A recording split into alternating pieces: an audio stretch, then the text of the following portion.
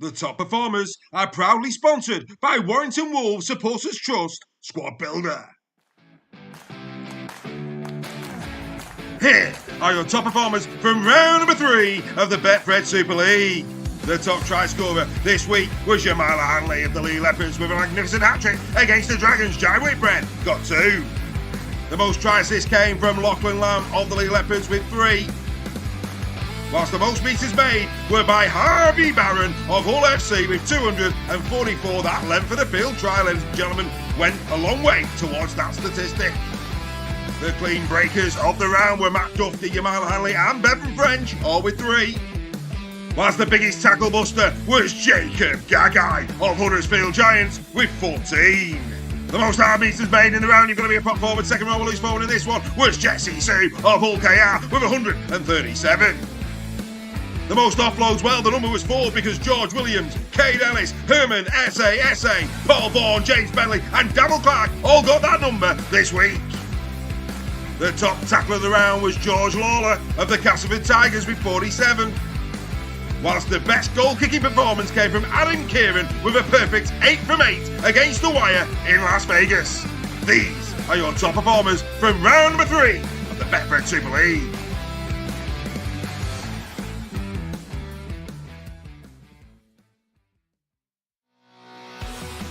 This production comes to you in association with the Bluebell Warrington. Situated in an 18th century building in the town centre and just a 5-minute walk from the HJ Stadium, the Bluebell is the perfect destination for pre- and post-game food and drink. The 2024 Warrington Pub of the Year is now the official home of Super League Raw on Warrington Wolves match days for both home and away supporters. Super League Raw are delighted to have agreed a members-only area, allowing our community to come together to discuss rugby league pre- and post-match. So set your course to the Bluebell Warrington on match days and beyond. You are sure to be greeted with a warm welcome and a cold beer. Super League Raw and the Bluebell, the perfect partnership in enhancing your match day experience.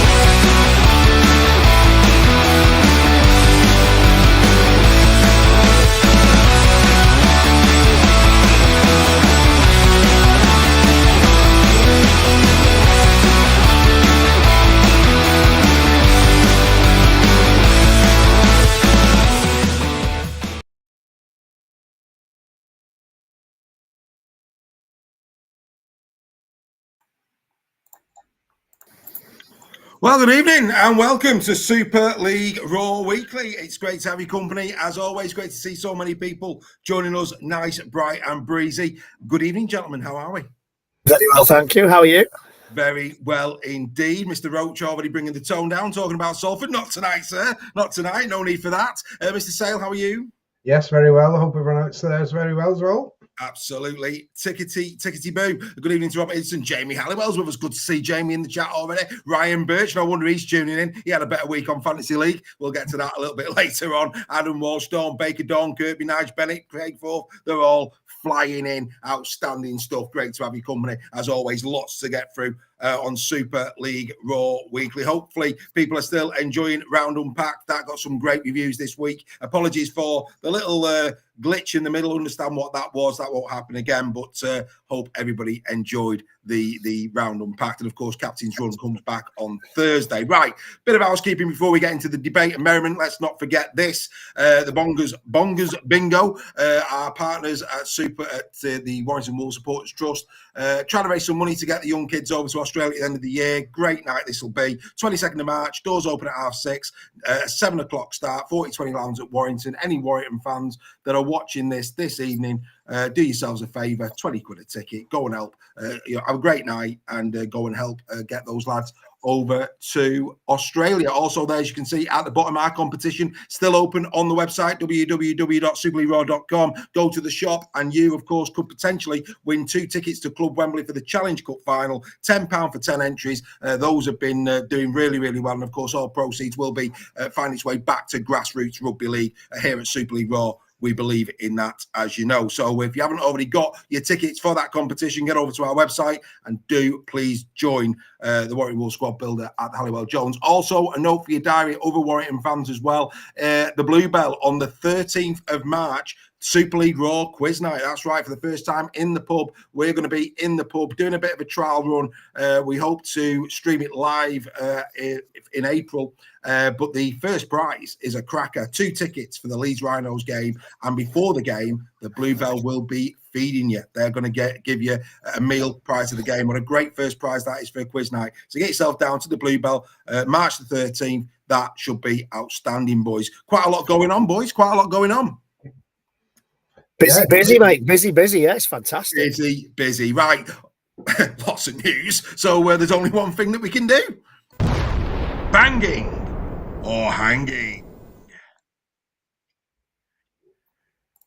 Yes. It's time for hanging or banging. And first up this evening is going to be Mr. Nixon. Greg, 2 Liams bolster Hull FC. Liam Watts and Liam Knights arrive at Hull FC.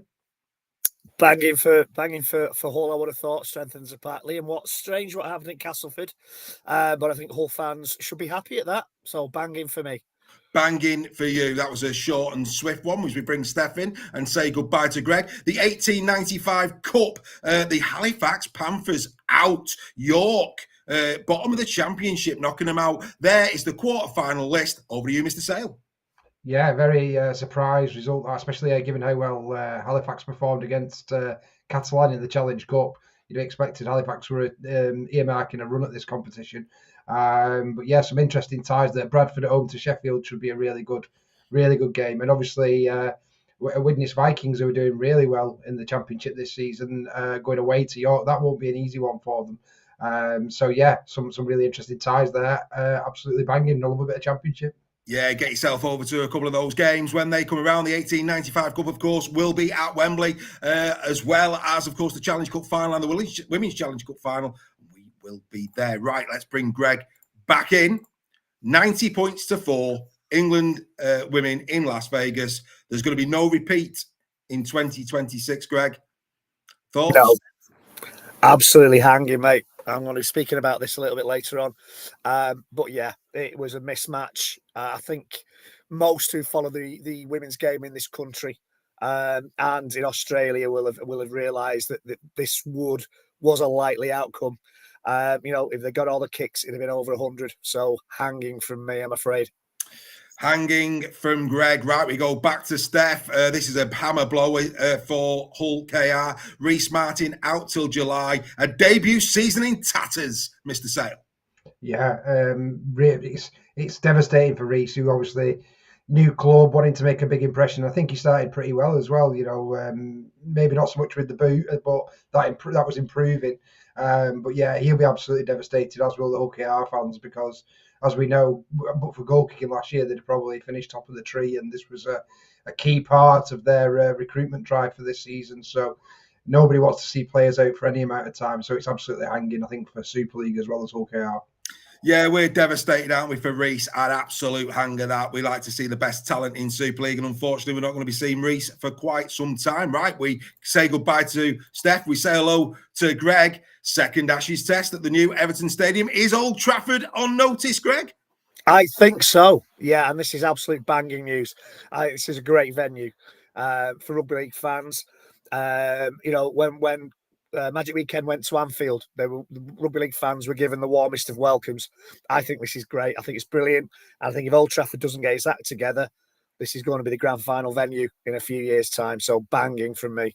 Yeah, good night out in Liverpool. Good night out in Liverpool. Oh, we've got Newcastle, and then we've got Liverpool. Happy days. Great stuff. Come and join us, the Super League Raw gang, for a pint or two. I'm sure we'll have quite a following there. Goodbye to Greg. Hello to Steph. Steph, absolutely no doubt about this, my friend. Wigan Warriors versus Penrith Panthers Part 2. The world is watching. This now has to happen, doesn't it?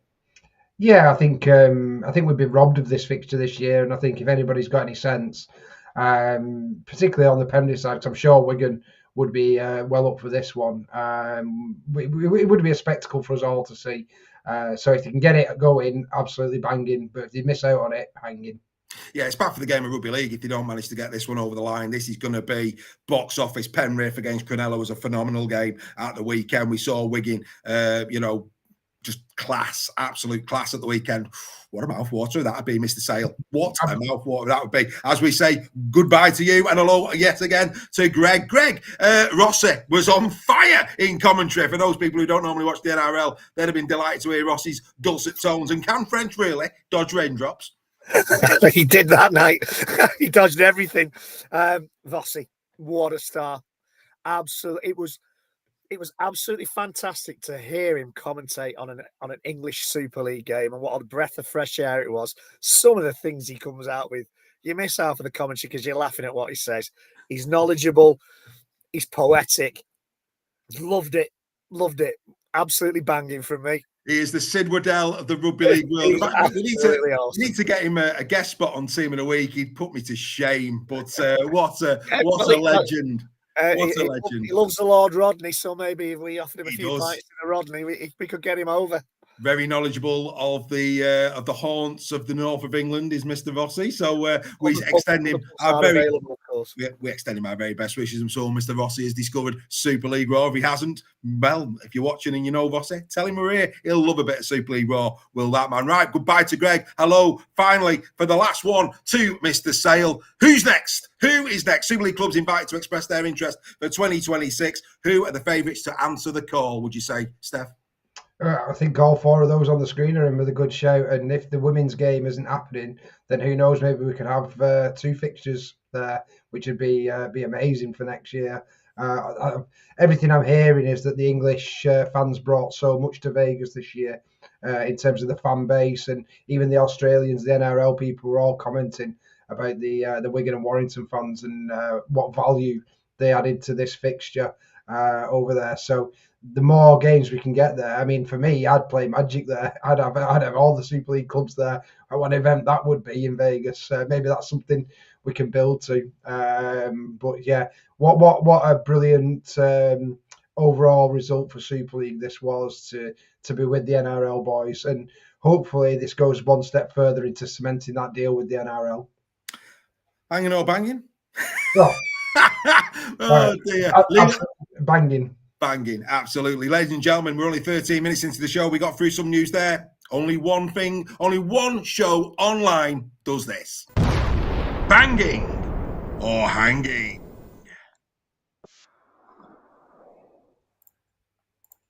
Yes, absolutely. Outstanding work, gentlemen. Outstanding work. We flew through that, which is fantastic. Right, let's go to the chat. Let's say, I think I know you boys take the lead on that.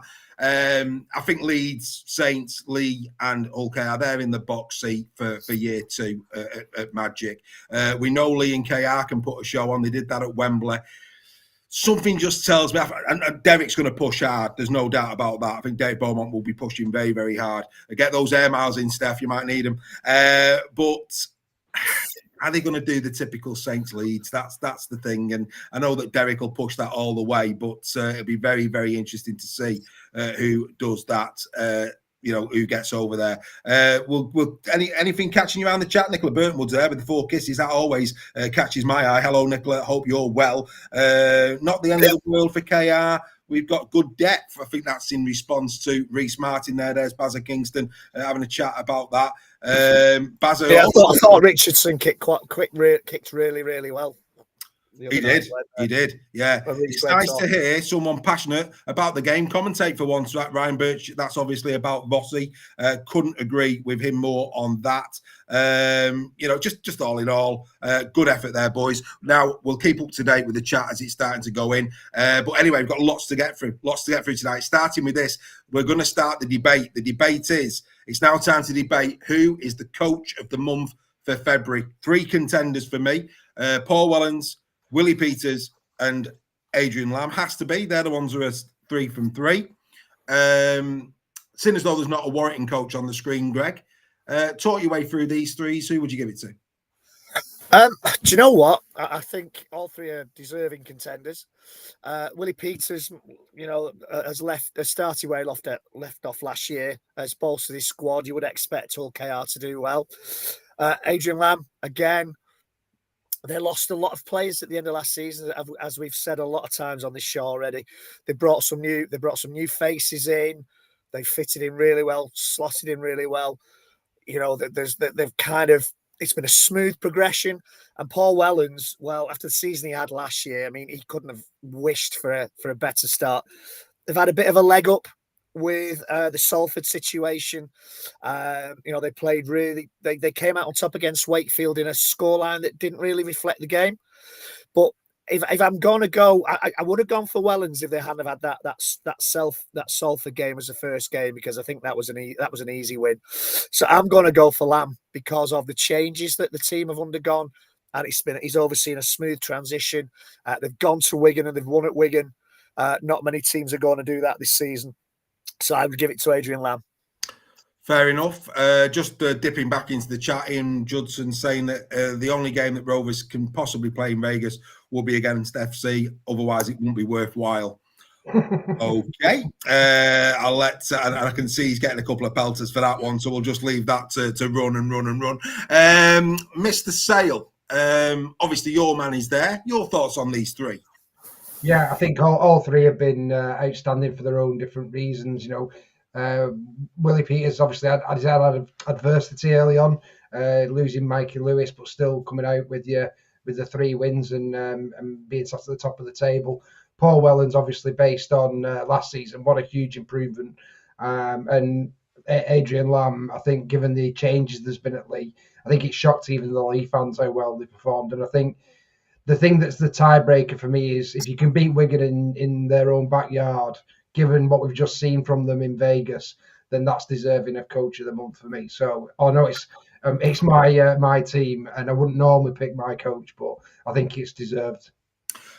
Fair enough. There has been a comment in the chat around Tom Holroyd. Of course, he's at the tribunal tonight. We'll keep an eye. Greg, Steph, could I ask you to keep your eye out on that, because I'm busy on this side of the screen. If we get any announcement, by all means, just wait for the right time in the show and we'll have a chat about the Tom Holroyd challenge and the outcome of that tribunal this evening. I, for one, will be very interested to see that. Right, okay, it's time to announce who is the official Super League Raw Coach of the month for February, and the boys are bang on as far as I'm concerned. It has to be Adrian Lamb, has to be, because of the calibre of the teams that played in the 3 matches. Now, people might laugh at that, but he hasn't had a bye.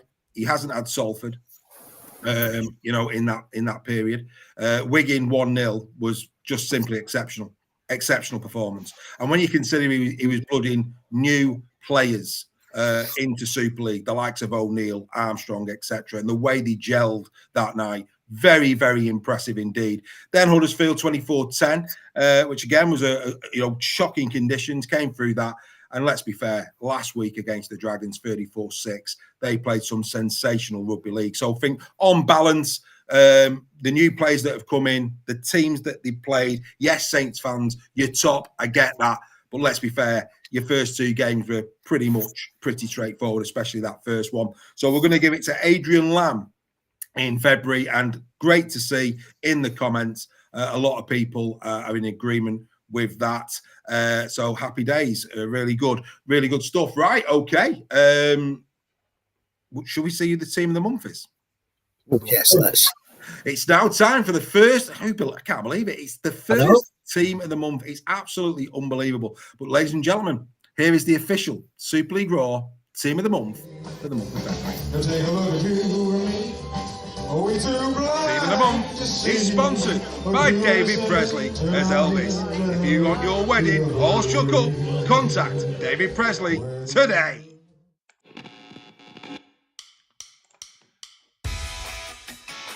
It's time for the Super League Raw Team of the Month for February. Let's get into it, folks. Starting at fullback, it had to be Jack Welsby, who is in incredible form this season. 2 tries, 9 assists, 21 busts, 2 breaks, 77 carries for 481 metres. Jack is all over the Saints' performances this year. On the wing, and of course deputising for Maker Sevo, and he's doing very well, isn't he, is Riley Lum. 3 tries, 12 busts, 2 breaks, 47 carries, 388 metres, an average of 7.19 metres per carry. In centre is the young sensation Harry Robertson, leading the try-scoring charts with 5. He's also made an assist, 5 breaks, 16 busts, 30 carries, 294 metres. Extraordinary. On the other side will be Umila Handler, defensively strong against the Warriors and superb in attack against the Dragons. 3 tries, 13 busts, 4 breaks, 57 tackles, 41 carries for a total of 245 metres from Umila. On the wing, with just the 1 try, surprisingly, is Liam Marshall of the Wigan Warriors. His all-round play has been sensational for the Warriors. 3 assists, 14 busts, 2 breaks, 70 carries for an incredible 625 metres. At halfback, it had to be the superstar Bevan French. 2 tries, 3 assists, 21 busts, 3 breaks, 41 carries for 341 metres. Bevan French looking to go once again for the Man of Steel trophy. At 7 is Aidan Caesar, who has returned to Super League in incredible form. 1 very vital drop goal at Huddersfield Giants, 3 brilliant assists, outstanding at the Carolina Dragons, man of the match no less. 21 busts, 5 goals, 27 carries, 181 metres. Many congratulations to Aidan. In the prop 4 position will be Alex Walmsley. He's got himself a try this year, 15 bucks, 44 tackles, 6 offloads, but 68 carries for 546 metres. No forward has made more metres than Alex in the opening 3 rounds. At hooker is Jez Litton of Hull KR, keeping out Danny Walker. 1 try, 2 assists, 5 busts, 71 tackles, 23 carries for 187 metres. Jez Litton is quite simply brilliant.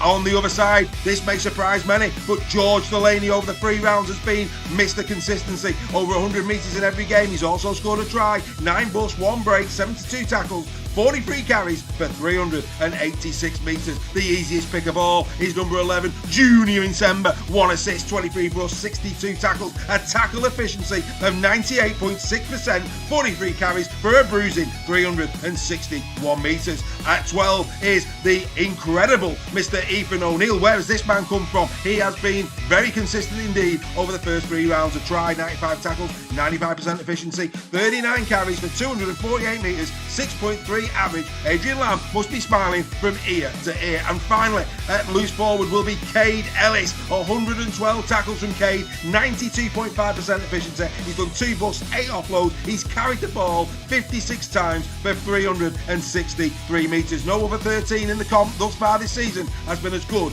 as. And finally on the bench will be Tessie New of the Lee Leopards, Oliver Wilson of Huddersfield Giants, James Bentley and Ash Handley of the Leeds Rhinos. That means that 7 teams are represented in your February Team of the Month.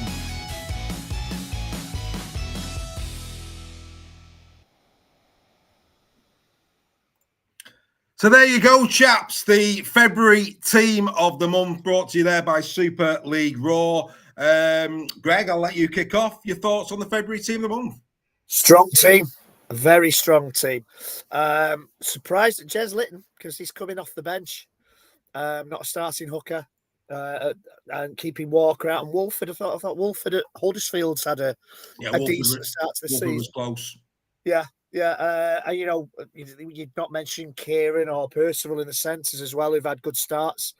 But overall, Junior Nsemba just goes from strength to strength, doesn't he?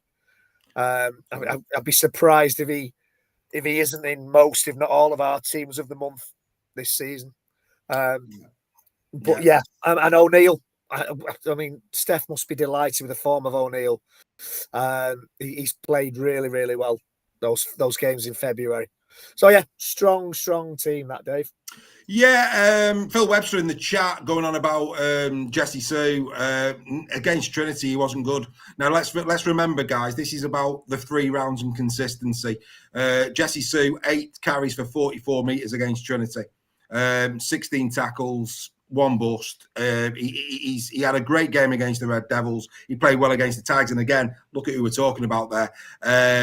Bottom line is, trust me, Delaney absolutely wipes the floor with Jesse Sue in terms of his contribution in those 3 games, playing very similar opposition as well. So, Phil, get your point, mate, but take the blinkers off. Trust me, Jesse Sue doesn't hold a candle this month anyway to George Delaney. Steph, your thoughts on team of the month? Yeah, it's great. And Greg Roach has said there are lots of young players, and I completely agree. It's great to see this young talent emerging in Super League this season. No surprise in 4 Saints players in there. I think they've been outstanding this season so far. But great to see Walmsley back in the team as well. I think, given his injury problems he's had, what a player he is, and it's great to see him back in this one. Ethan O'Neill, what can you say? A lot of people were saying, "Oh, we're going to replace Kai O'Donnell." Well, I think he's answered those questions straight away, hasn't he? And I think if you look, one thing we didn't mention about Lamb as coach of the month is that LEABUE only conceded 2 tries in 3 games.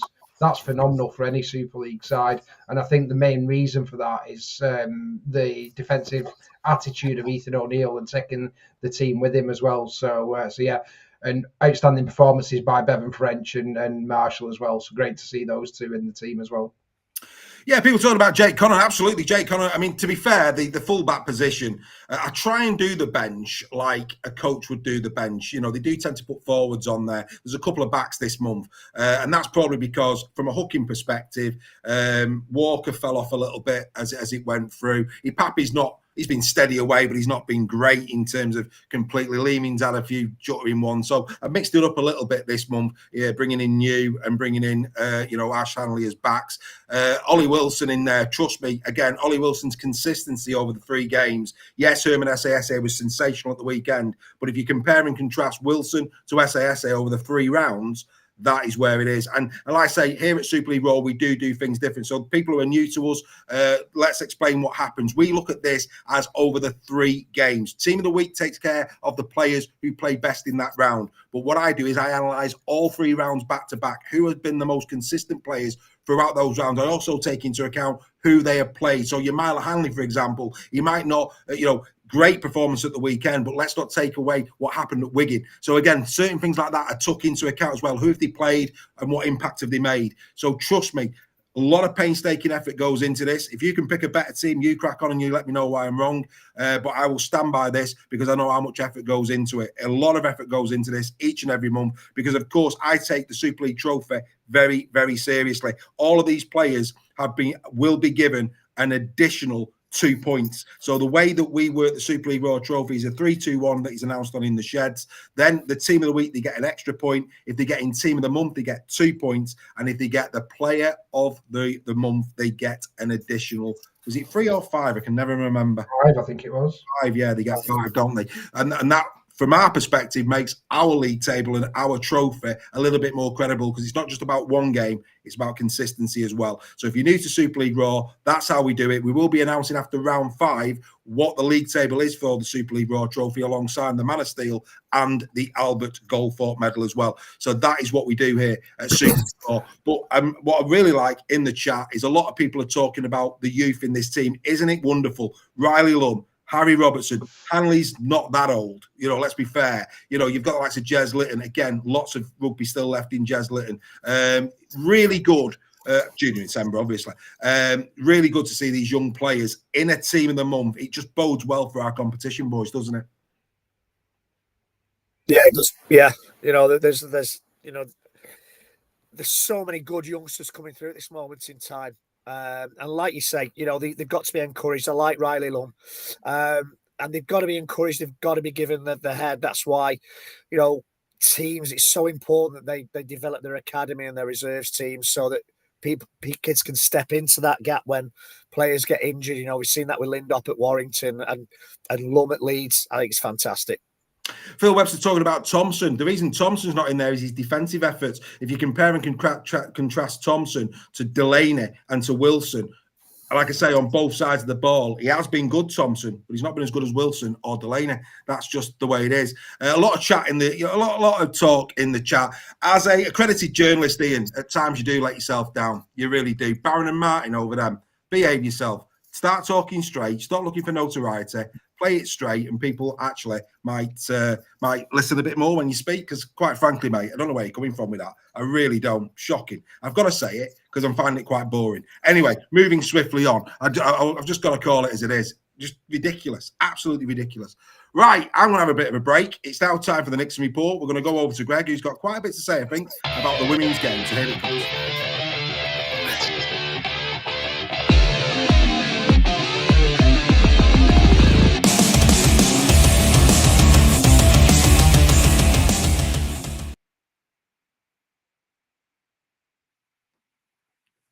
Oh, don't know why that's me, Greg. Should be you. Hello, everyone. Yeah, cheers, Dave. Yeah, I thought long and hard about this week.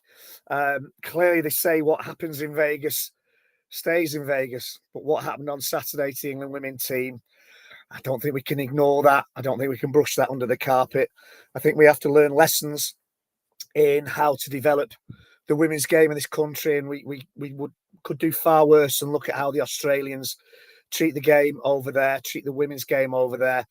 You know, it was a history-making day. It should have been a history-making day on Saturday for the English women. It should have been a memorable occasion. But for Jodie Cunningham and her teammates, it turned into a nightmare fairly quickly. They were out-muscled. They were outclassed. They were out-fought by their Aussie counterparts. Too strong, too skillful. It became almost too cruel to watch.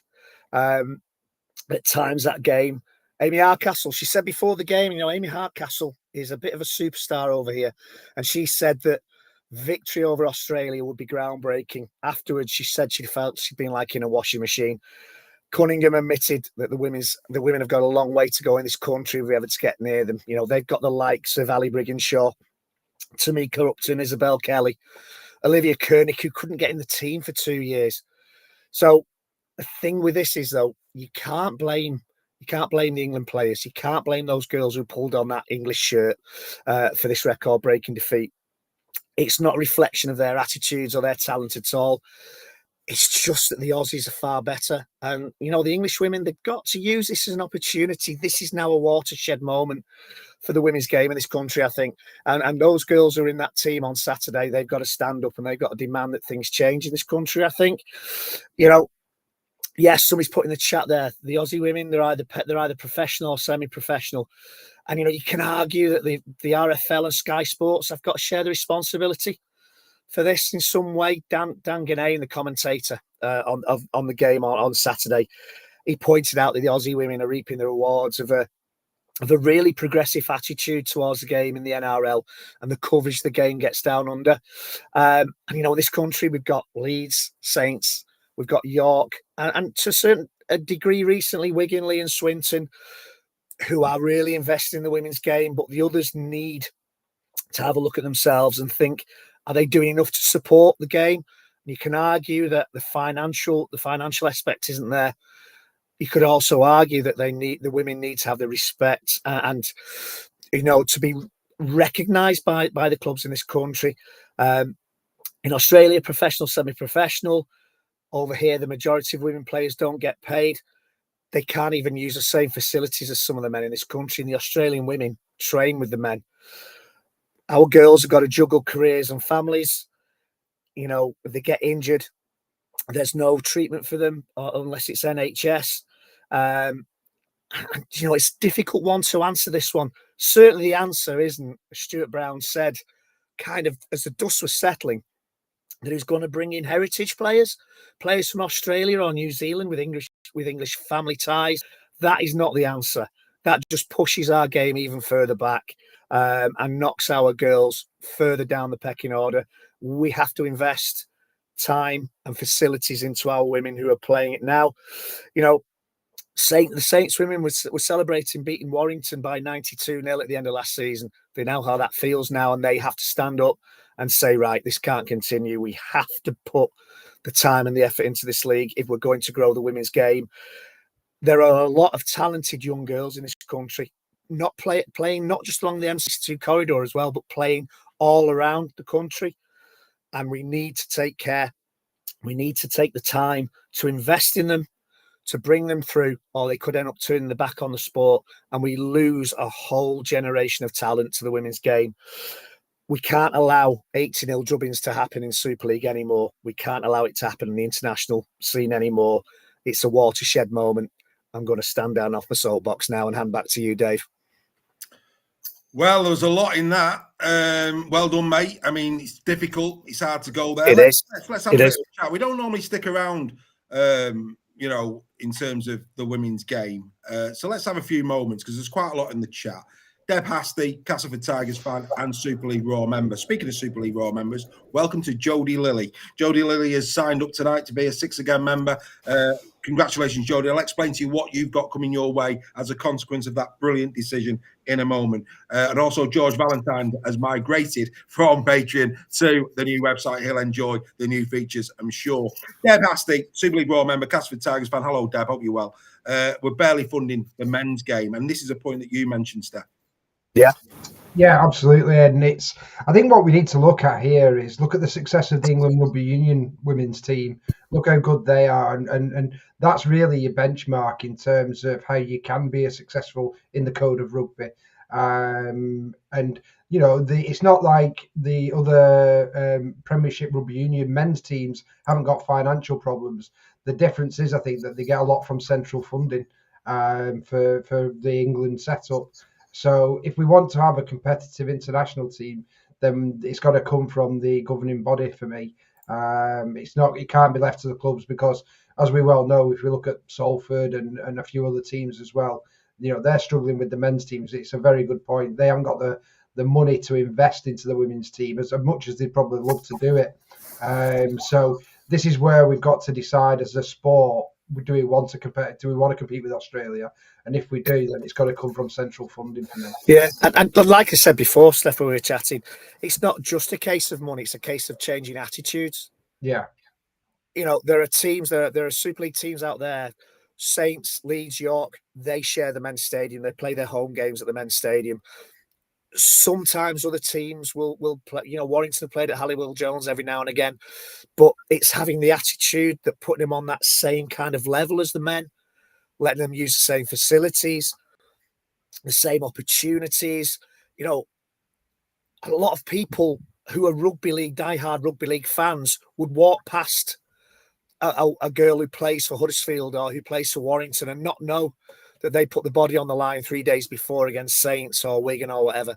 And it's that kind of thing. And we went to, just a case in point, and I know going on about this a little bit, Dave, but just let me say this. My youngest did a training session at Salford at the AJ Bell over half term. She plays rugby union, so she wanted to go into the Sale Shark shop. And as you walk past the entrance to the AJ Bell, there are pictures there because it was the union season then.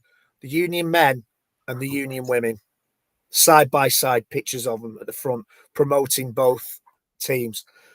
I don't think I've seen a Super League club that has a women's team have any photographs of women players actually at the main entrance on the glass entrances into the stadium. And it's that kind of thing that the women, just recognition that, you know, they're equally as valid to that club as the male players are. And that I think that's where we have to have a starting point, that attitude has to change towards the women's game. Yeah, I think, you know, these debates will rumble on and on and on. I think, you know, it was a compelling NIXON report this week. Baz Kingston asking about the lady who got stretchered off. Any news on her, Greg? Vicky? Yeah, she's out of hospital. Vicky Whitfield, yeah, she took a hell of a crack. Yeah. You know, she met a brick wall, literally met a brick wall. She's out of hospital. She's fine. So concussed, but fine, I think. Right, I've been slapped on the hand by Debbie. By all accounts, it's Hasty, as in pasty, and I like a Cornish, Debs, so that shouldn't be a problem going forward. I should remember that one. But thank you very much. It's not that. Is it the other way? Hasty, as in tasty. Oh, is it hasty? Oh, not Tasty pasty. It's, Tomato. pasty's good, but anyway, okay, hasty. My apologies. I thought I was getting giddy then for a minute. I was thinking of a good old Cornish, but never mind. Hasty. Dave, don't be too hasty in getting these names right. Yeah, don't be too hasty. Absolutely right. Tom Holroyd. Tom Holroyd's got a 2-game ban as a consequence of his indiscretion at the weekend. Let's have a little talk about this. It was grade E. It's been downgraded to a grade D. Right. Yeah, right. Last season that would have been an E, isn't it? Because they downgraded all the downgraded it. But no, he was charged as an E. It went to the panel as an E. Yeah, they downgraded it. So even under the new rules, it went as an E. But on it's let's just say the charge was reduced to a grade D in the hearing, which Holford pleaded guilty to and received, carrying 12 points under the new on-field sentencing guidelines that have been introduced this season. He's going to miss the game against Catalan and the Challenge Cup game against Saints. I would say he's been a bit lucky because I thought that was a shocker. Yeah, I think he has been a little bit lucky there. I think the thing that's probably saved him is he's not done any damage to the player, has it? That's probably what's caused it to be downgraded. It was grubby. It was no need for it, and I'm sure he'll think again. But in the new disciplinary system, the problem is what he's got there is that's going to impact him further down the line for his disciplinary record, isn't it? So yes, it's only 2 games, but it's also a big amount of points, which will get reduced by half. Is that right? When he served his ban. So yeah, I think it does get half, doesn't it? But even so, he's going to have to watch what he does now. So he does one silly high tackle, he's going to get another game ban now and things like that. So I think even though it's been downgraded, he will probably serve another ban this season for something silly to get some extra ones, and rightly so. Yeah, the thing for me was he goes back in and he drives his shoulder down. He did it twice. First time you think, he did it twice, and for me, that could have broke the lad's arm. And I'm sorry, at least dislocated his shoulder. Yeah, he's got no place in the game, and I think 2 games for me is a very, very lucky. It's like the old chicken wing tackle that could do a lot of damage. That can equally do damage. Absolutely. We're going to give Sean Crean 2 Ricks is in the chat. Lost his dad 2 Ricks. Sean Crean passed away returning home from the Leeds Huddersfield game, and he just asked if we wouldn't mind just mentioning his dad. Absolutely, a part of the family. Sorry to hear that, mate. Yeah, we're really sorry to hear about that. Yeah. Our deepest condolences. We are a family at Super League Raw, and I'm sure he enjoyed his rugby league, and I'm sure there could be some divine, if he can, there'll be divine inspiration, intervention, should I say, coming down from the sky for your side, I'm sure. But our condolences, Rick. Absolutely. Condolences, mate. He was a well-known Lee fan. So, yeah, condolences from all our family for that, mate. Absolutely. Now, don't forget, just go back to the team of the month. Don't forget, later in the show, one of those starting 13, not the 17, because the subs weren't good enough to get in the starting 13, but one of those 13 will be the Super League Raw Player of the Month for February. Don't tell us your vote yet. We'll do that at the time. So do not post anything in the chat as to who you give it to. You heard the presentation, who did what in the month of February, but later on we'll be asking you in the chat to put yours, but not now. When we ask, one of those will be the Player of the Month for February. Who's it going to be? We'll be doing that a little bit later in the show. Right, by popular demand, it's back.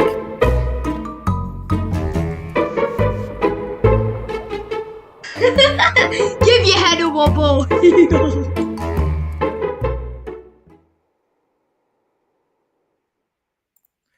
Yes, Give Your Head a Wobble is back. And Leyland Robert Inger, a Warrington Wolves fan on Facebook, he's where we're going to start first.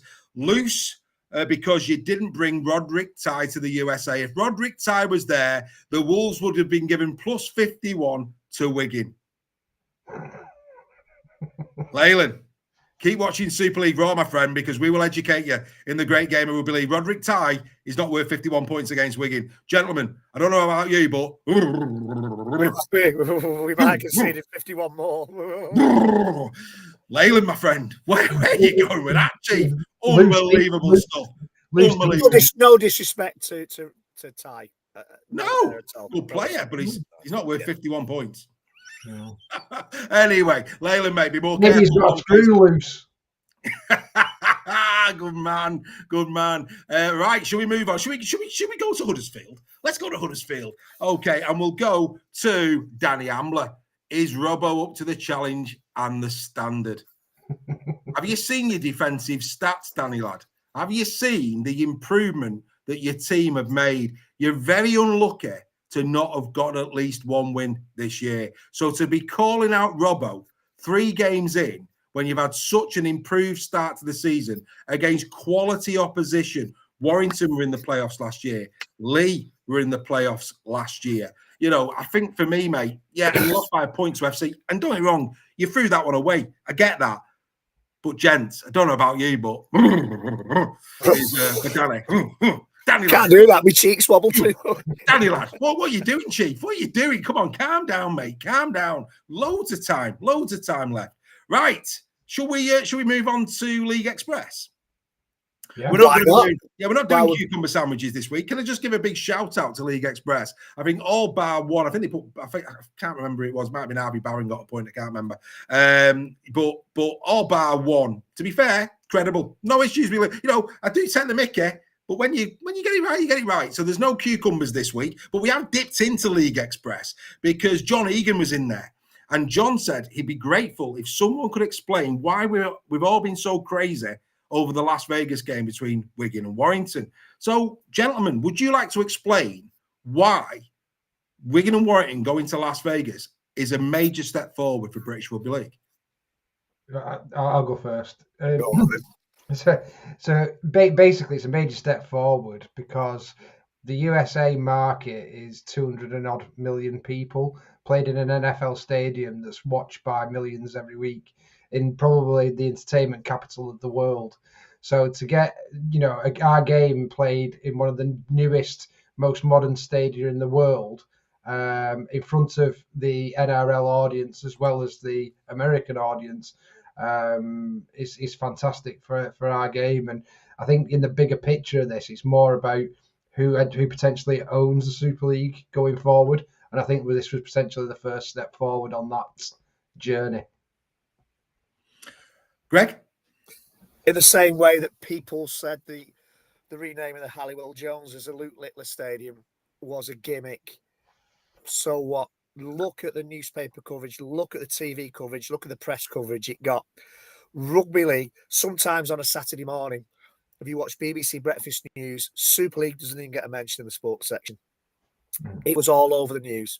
It gave us publicity. And as Barnum once said, there's no such thing as bad publicity. And people are now talking about Rugby League in a good way or a bad way that weren't talking about Rugby League before this weekend in Vegas.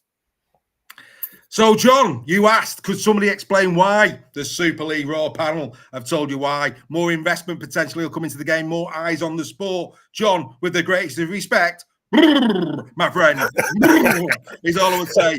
Give your head a little bit of a wobble, my son. At the end of the day, great stuff for Rugby League. Right, where are we going next? I think we've got another one, haven't we? We have got another one. This is the last one. I do know that people love Give Your Head a Wobble. This is the last one.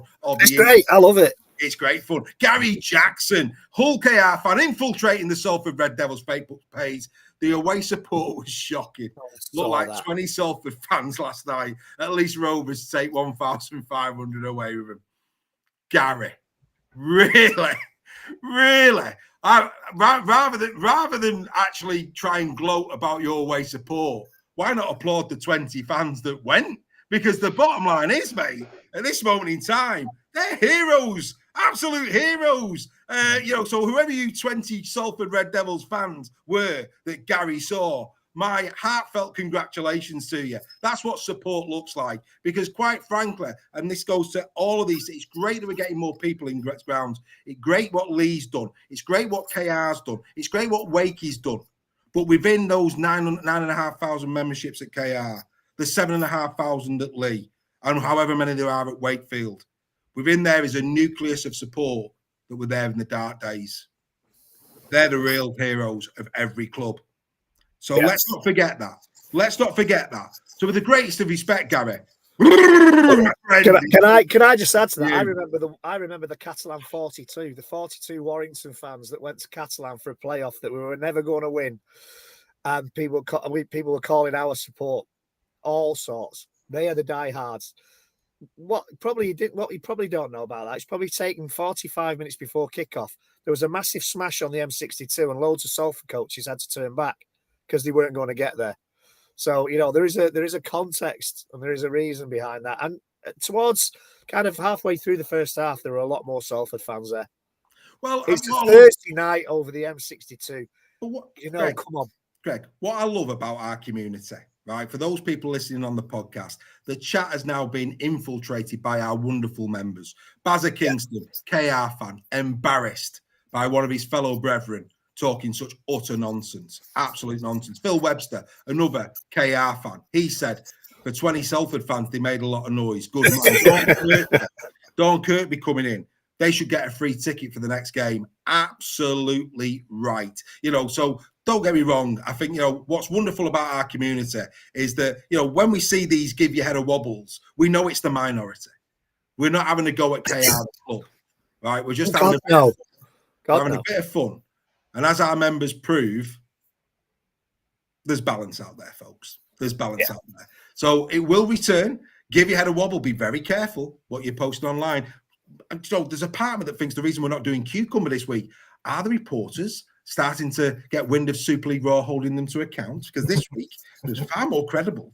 But you know what, Dave? That's a little win if we are. It is a massive win. Maybe a bit of credibility. Let's give ourselves a little pat on the back. Woohoo! There you go. Right, it's now time for the Super League Raw Team of the Week. Team of the Week is sponsored by The Good Estate Agent. With an average turnaround time of 3 weeks, if you want your house sold quickly, then contact Stefan today on 01942 356 577. Quote Super League Raw for 33% off. It's the Super League Raw Team of the Week for round number 3 with the Good Estate Agent for 2025. Here we go again. At fullback is Jai Field of the Wigan Warriors. I'm Penn. I'm telling you, Field is back in 2025. Speed, bust, breaks, tries, assists, stinging. Talk about fields of gold for the Warriors. At 2, I feel St. Helens have made a masterstroke in signing Kyle Felt, as Wakefield found out on Saturday with a match-clinching spectacular try from the big man. At 3, all Rugby League fans know the name, but the number may have changed in a brand new Super League with new enemies and new threats. Lee can depend on one man, Hanley. You man Hanley, the man with the golden tries. At 4, we had a D. Yes, it's Hanley. And what an all-round display by Ash, who was cheered on by Thomas the Tank Engine, no less. The blue number 1 often could be heard saying cinders and ashes, and that is exactly what Hanley left behind for the Tigers on Saturday. At 5, and keeping his place week on week, is the frolically challenged and exceptional Liam Marshall. Hair would only reduce the aerodynamics of this wonderful try scoring machine. At 6 is the superstar Bevan French. What more can we say about this man? Well, in a week where we lost Lax Lufa, RIP as well to Big Gene, Superman will be quaking in his boots if Bevan was cast to take him on. At 7 is Lachlan Lamb, who silenced the Dragons on Friday. He ate up the Dragons with some fava beans and a nice Chianti. Look away now, Clarice Starling. At 8 is the man who sliced through the Red Devils on Thursday, twice no less, Mr. Jai Whitbread. He got engaged this week too. If you ask me, he practiced walking down the aisle with ease against Salford. At 9 is Jez Litton, who once more showed why he's one of the most consistent and skillful 9s in the game. For a minute, I thought the Fresh Prince had a new partner. Who needs Jazzy Jeff when you could have Snazzy Jez to boom, boom, shake, shake the room with? At 10 is last year's prop of the year, Herman Essa. He smashed and bashed the Giants front line to keep his side in the game. At the John Smiths, at full time he celebrated with a pint of the good stuff. At 8, another Lambooner over here for Herman. At 11 is the other superstar of Super League Junior in December, who keeps his place week on week. Forget the king of rock and roll, Regas met the future king of Rugby League, and our December got the crowd all shook up, baby. At 12 is Isaiah Vagana, who gave his all against the Saints. An impressive display indeed from the Trinity second rower, who ensured that Harry Robertson got a reminder that he will not have it his own way all the time in Super League. And finally, absolutely off to Mr. Consistency, Cade Ellis. Yet another stellar game on both sides of the ball. He may look like the Huddersfield Giants badge, but we don't care, as the man is truly a giant of the loose forward art. Ladies and gentlemen, this is your team of the week for round number 3.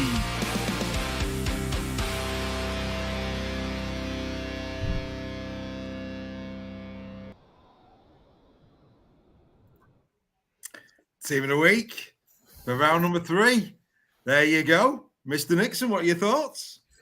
Just praise to Cade Ellis, to be honest.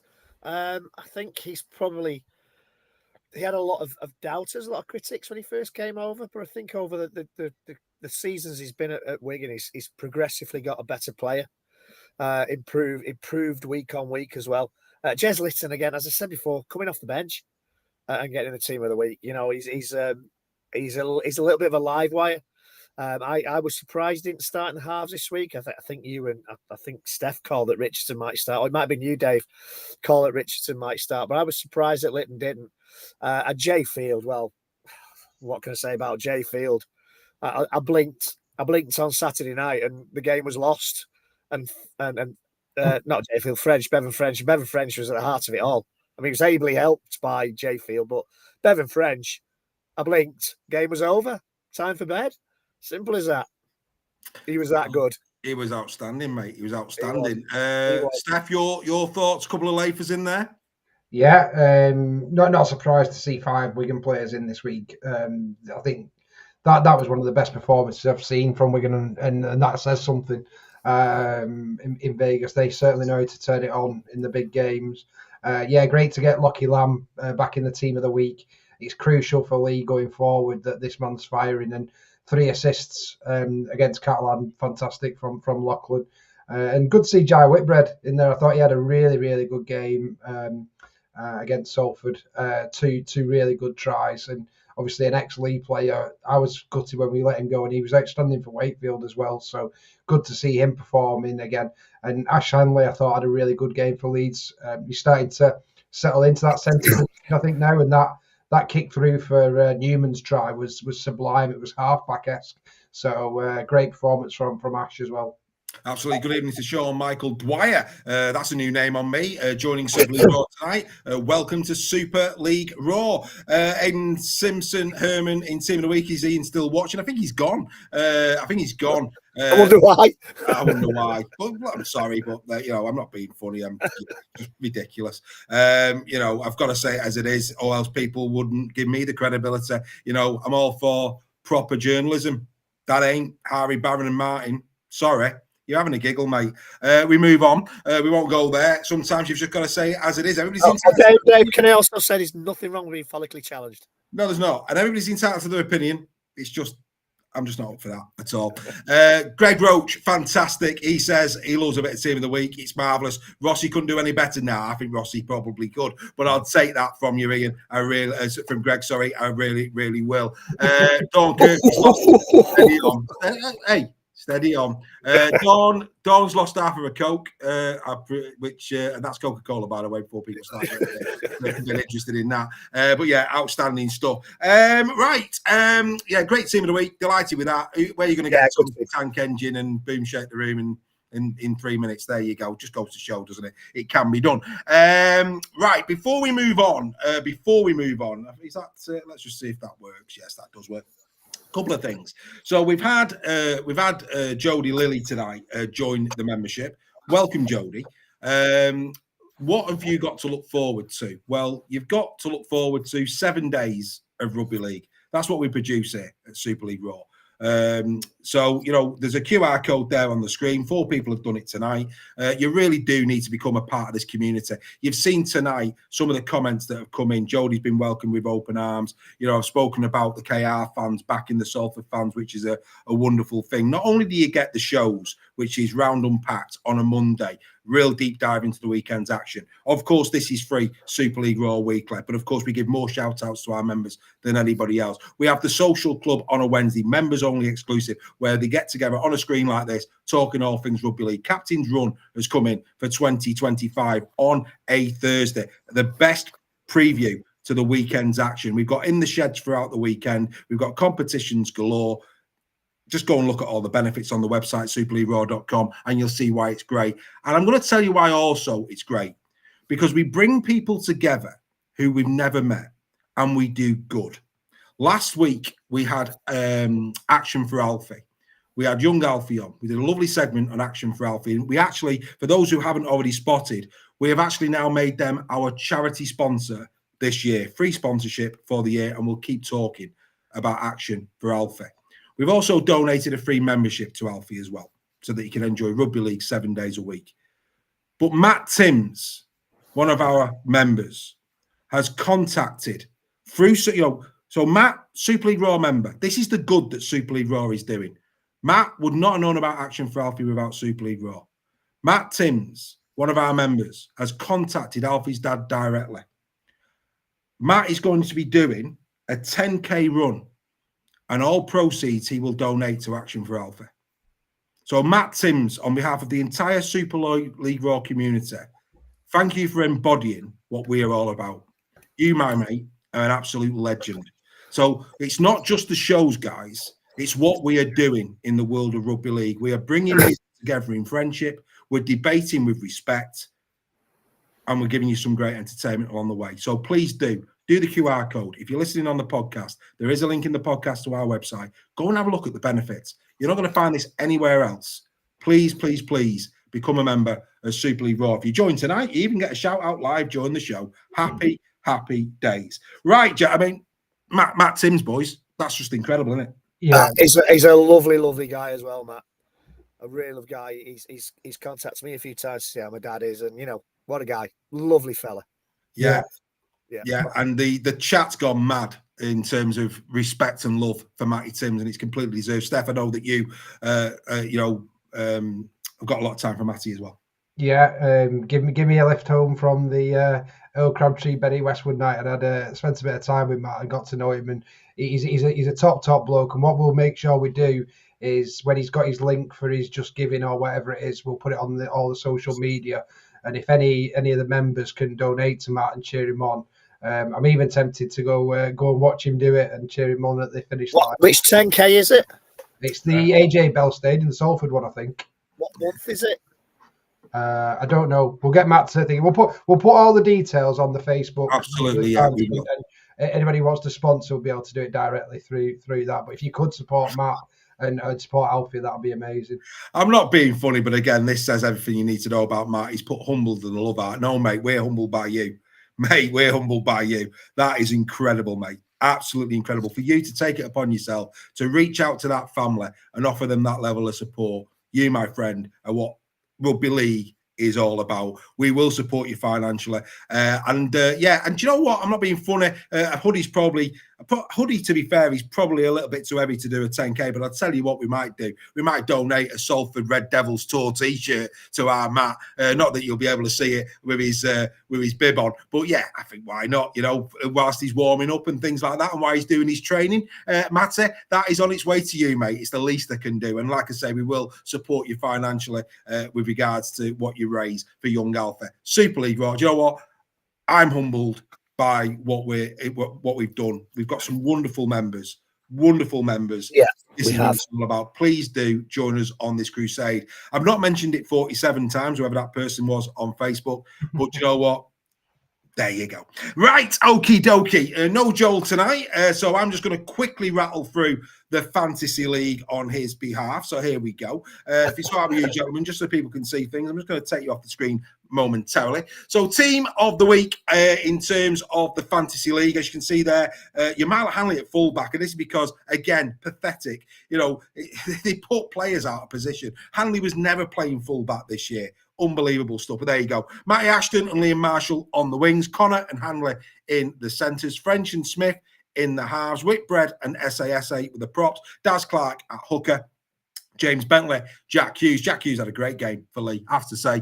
And Cade Ellis at loose forward. So if you had those players in your team, you probably did really, really well this week. Okay, so let's get into the prizes. And yet again, the top three are not members. And because they're not members, they can't win.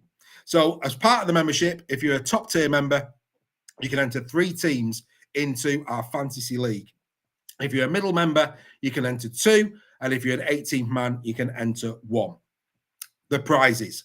First prize, 2026, is your season ticket. Sorry, 2025 is your season ticket for 2026. Second prize is your team's replica shirt next season. And third prize is a hoodie, a Super League Raw 2026 hoodie.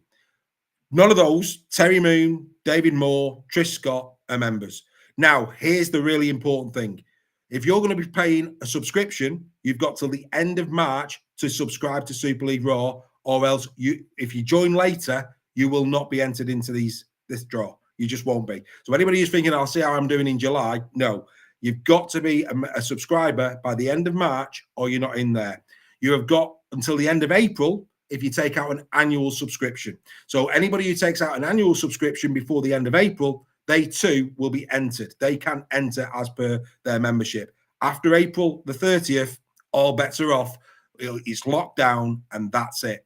So it's really important that you, again, who's doing this? I mean, the amount of our members who've already had the membership back is unbelievable, absolutely unbelievable. You know, we've had people winning tickets for games, loads of things. We're going to have 2 people come to the Challenge Cup final with us, which is going to be, again, way over and above what they're paying for an annual membership. So trust me, you've got a better chance of getting a prize out of Super League Raw than you have playing the lottery. Where would you rather put your couple of quid a week? Anyway, for the less than a latte a month, you can be a full Team Talk member. Right, okay. Top 3 performers from the round. 823 points, Sean Donahue. Congratulations, Sean. Ryan Birch, that's why he's watching. 769. He won the season ticket last year, and Ryan Birch has gone right up the charts. We'll see that in a moment. And then finally, Vanessa Gray, 758. Both Ryan and Vanessa are members here at Super League Raw. Let's get into the top 10. Here it is. So leading, we've already said, this Trish. David Moore second. Terry Moon is third. Stuart Scaife, he's in fourth. Ryan's Birch's Barmy Army. There he is. Ryan Birch, the man who won it last year, is now in fifth. Great effort from Ryan. He is there again. Chris Partington, he's been in the top 10 right the way through the first 3 rounds. He's now in 6th. Neil Ormston, another Super League Raw member, he's now up to 7th. Alan Bagley, Wolves fan, he's got 2 teams. He's there at 8th and he's there at 10th. And in the middle is Tony Sargent. He's not told us who he's supporting, but he is in 9th. So the Fantasy League up and running, and that is how you join it. So if you're listening to the podcast, if you're playing the Fantasy League, the official Super League Fantasy League, then what you need to do is you need to find Super League Raw. The name of the league is Super League Raw 2025. The pin number is 9675, and the password is RAW with a capital R at 2025. Join the league, join the membership, and who knows, you could be winning your season ticket for 2026. You could be getting a shirt. And even if you don't win these prizes, more prizes coming this year, and you're going to be a part of a wonderful community that includes people like, Matty Timms and all of those wonderful OKR fans who are supporting the Salford Red Devils. Right, let's bring the boys back. They're waiting in the wings. Here they come. Let's start. Right, here we go. Oh, get a bit of feedback. I'm going to have a guess it's Greg. And I will be right, it is. Don't know what's going on there, Reggie. Let's try again. I think I just switched my phone on. There you go. Don't do that. Right, okie dokie. Here we go. Here's the league table. And as you can see, Mr. Nixon had another stellar week. He leads the prediction league with 48 points. He got 16 points last week. Then it's Steph Sale. He got 10 last week. He's on 43. Then Earl Crabtree. He's on 36. Then it's me. I got 11 last week. I'm on 35. And the non-members, the members, and Joel, they also got 10 points on the week. So that is how the league table is looking. Remember, folks, if you're a non-member, on our website, www.superleagueraw.com, every Sunday, we open up the voting. It's a multiple choice. It takes you 2 minutes. Get involved, even if you're not a member. If you are a member, go to the group every Sunday night at 7 o'clock. The vote will be open for you to lodge your votes for who will win and by what score. But Mr. Nixon, congratulations. You've got off to a great start. Can I be the second one to say, because Steph said it last week, stop the league now. Stop the season now. Absolutely. Yeah, it'll all come crashing down around my ears. But hell, I'm gonna take the glory for what it is at this moment in time. Yeah. I don't think I've quite been wooden spoonist for the last couple of years, but I'm getting a nosebleed. Let's put it one way. You're doing very well, mate. You're doing very well. As they say, get the suntan lotion on while the sun's shining, mate. Enjoy your time. Exactly, mate. Good Exactly. effort. A fine. And no, Mr. Roach, my daughter isn't doing the predictions this year. Yeah. Well, I think Steph's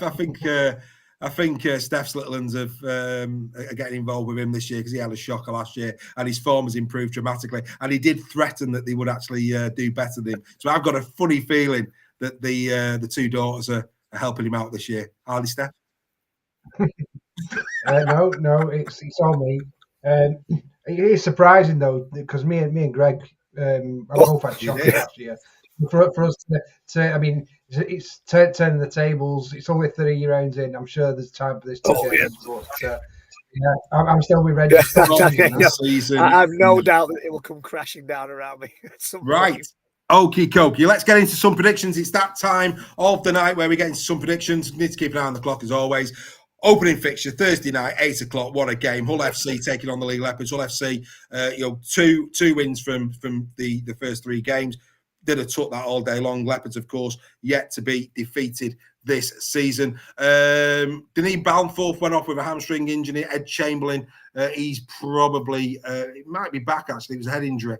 He could be back, but still no Jed Cartwright. Zach Hardacre out. Oliver Holmes out for Hull FC. As for Lee, we'll take a look at the squads actually because the squads are in and a surprising inclusion for Lee. Darnell McIntosh back in there at number 2. Whether he's fit enough to play, I'm sure Steph will have a chat with us in a minute with regards to that. But this should be a great game of rugby league. Hull doing better than many expected. Lee in great form. Greg, I'll start with you because of course we go to Steph last because he's a Lee fan. Your thoughts on these two teams, their form early in the season, and how you think this one will play out? Well, I think Hull would be absolutely delighted with their start to the season. Going to Catalan and winning is not an easy thing to do, especially if you had the season you had last time around. You know, we've criticised Hull for bringing in players who may not be in the first flush of youth, to put it, that way. They had a great win at Huddersfield. They could and maybe should have lost against Huddersfield. Huddersfield had chances to win that game to put it to bed. I think Lee are going to be too strong. I think Lee have had a great start to the season. I think they've been boosted and bolstered by that win at Wigan. And why not? You come away from Wigan and you're 10 feet high. I think it's going to be close for a while, but I can see Lee coming out 18 plus on this one. 18 plus for the Lee Leopards. A little pause here, ladies and gentlemen. We've had a little flurry. Craig Lilly, obviously a relation of Jodie, is now a 6 again member. Declan Crean, I believe that'll be 2 Ricks. He's also a 6 again member. So make sure you fill out your profile. Make sure you watch the 2 tutorials on YouTube to get the best out of the website and the app. And we would hope that you will take our invitation to be a part of the Team Talk membership in terms of you get 6 invites to the Final Whistle podcast. We'd love to have your contribution on those. Both Craig and Jodie, in fact, all 3 of them, Lee Leopards fans. So we've had a surge of Lee Leopards fans this evening, which is fantastic. So, I've just ruined their night by predicting an 18 plus win for Lee. Exactly. For those, again, if you've never watched Super League Raw before, Greg is the poison chalice of predictions, but not this year. He's doing well this year. He's doing well this year. Before we come to Steph, let's get into some detail in terms of, we'll go to the chat before I give mine. Earl Crabtree, Lee, 9-17. Joel, Lee, 9-17. Members, Lee, 9-17. And non-members, 18 plus the Leopards. Nobody is fancying Hull FC. Where are you going, Steph?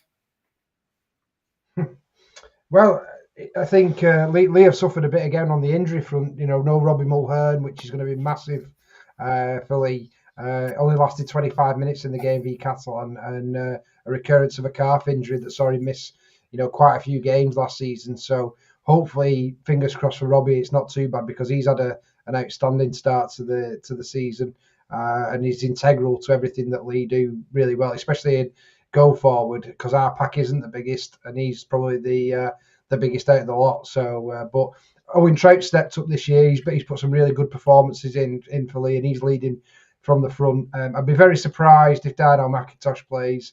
We were told he was still a couple of weeks away, so I suspect this is a case of we're getting down to our squad players now in terms of the injury front.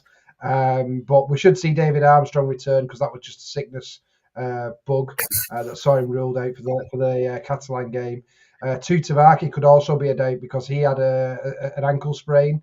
So again, if we've not got him and Mulhern, that's a lot of our go forward gone against what is a big physical FC pack. But again, the mentality at Leigh this season is next man up. So Lewis Brogan had a really good game against Catalan. Maybe it's time for Andrew Bradrock to maybe make an appearance in the second row in this game.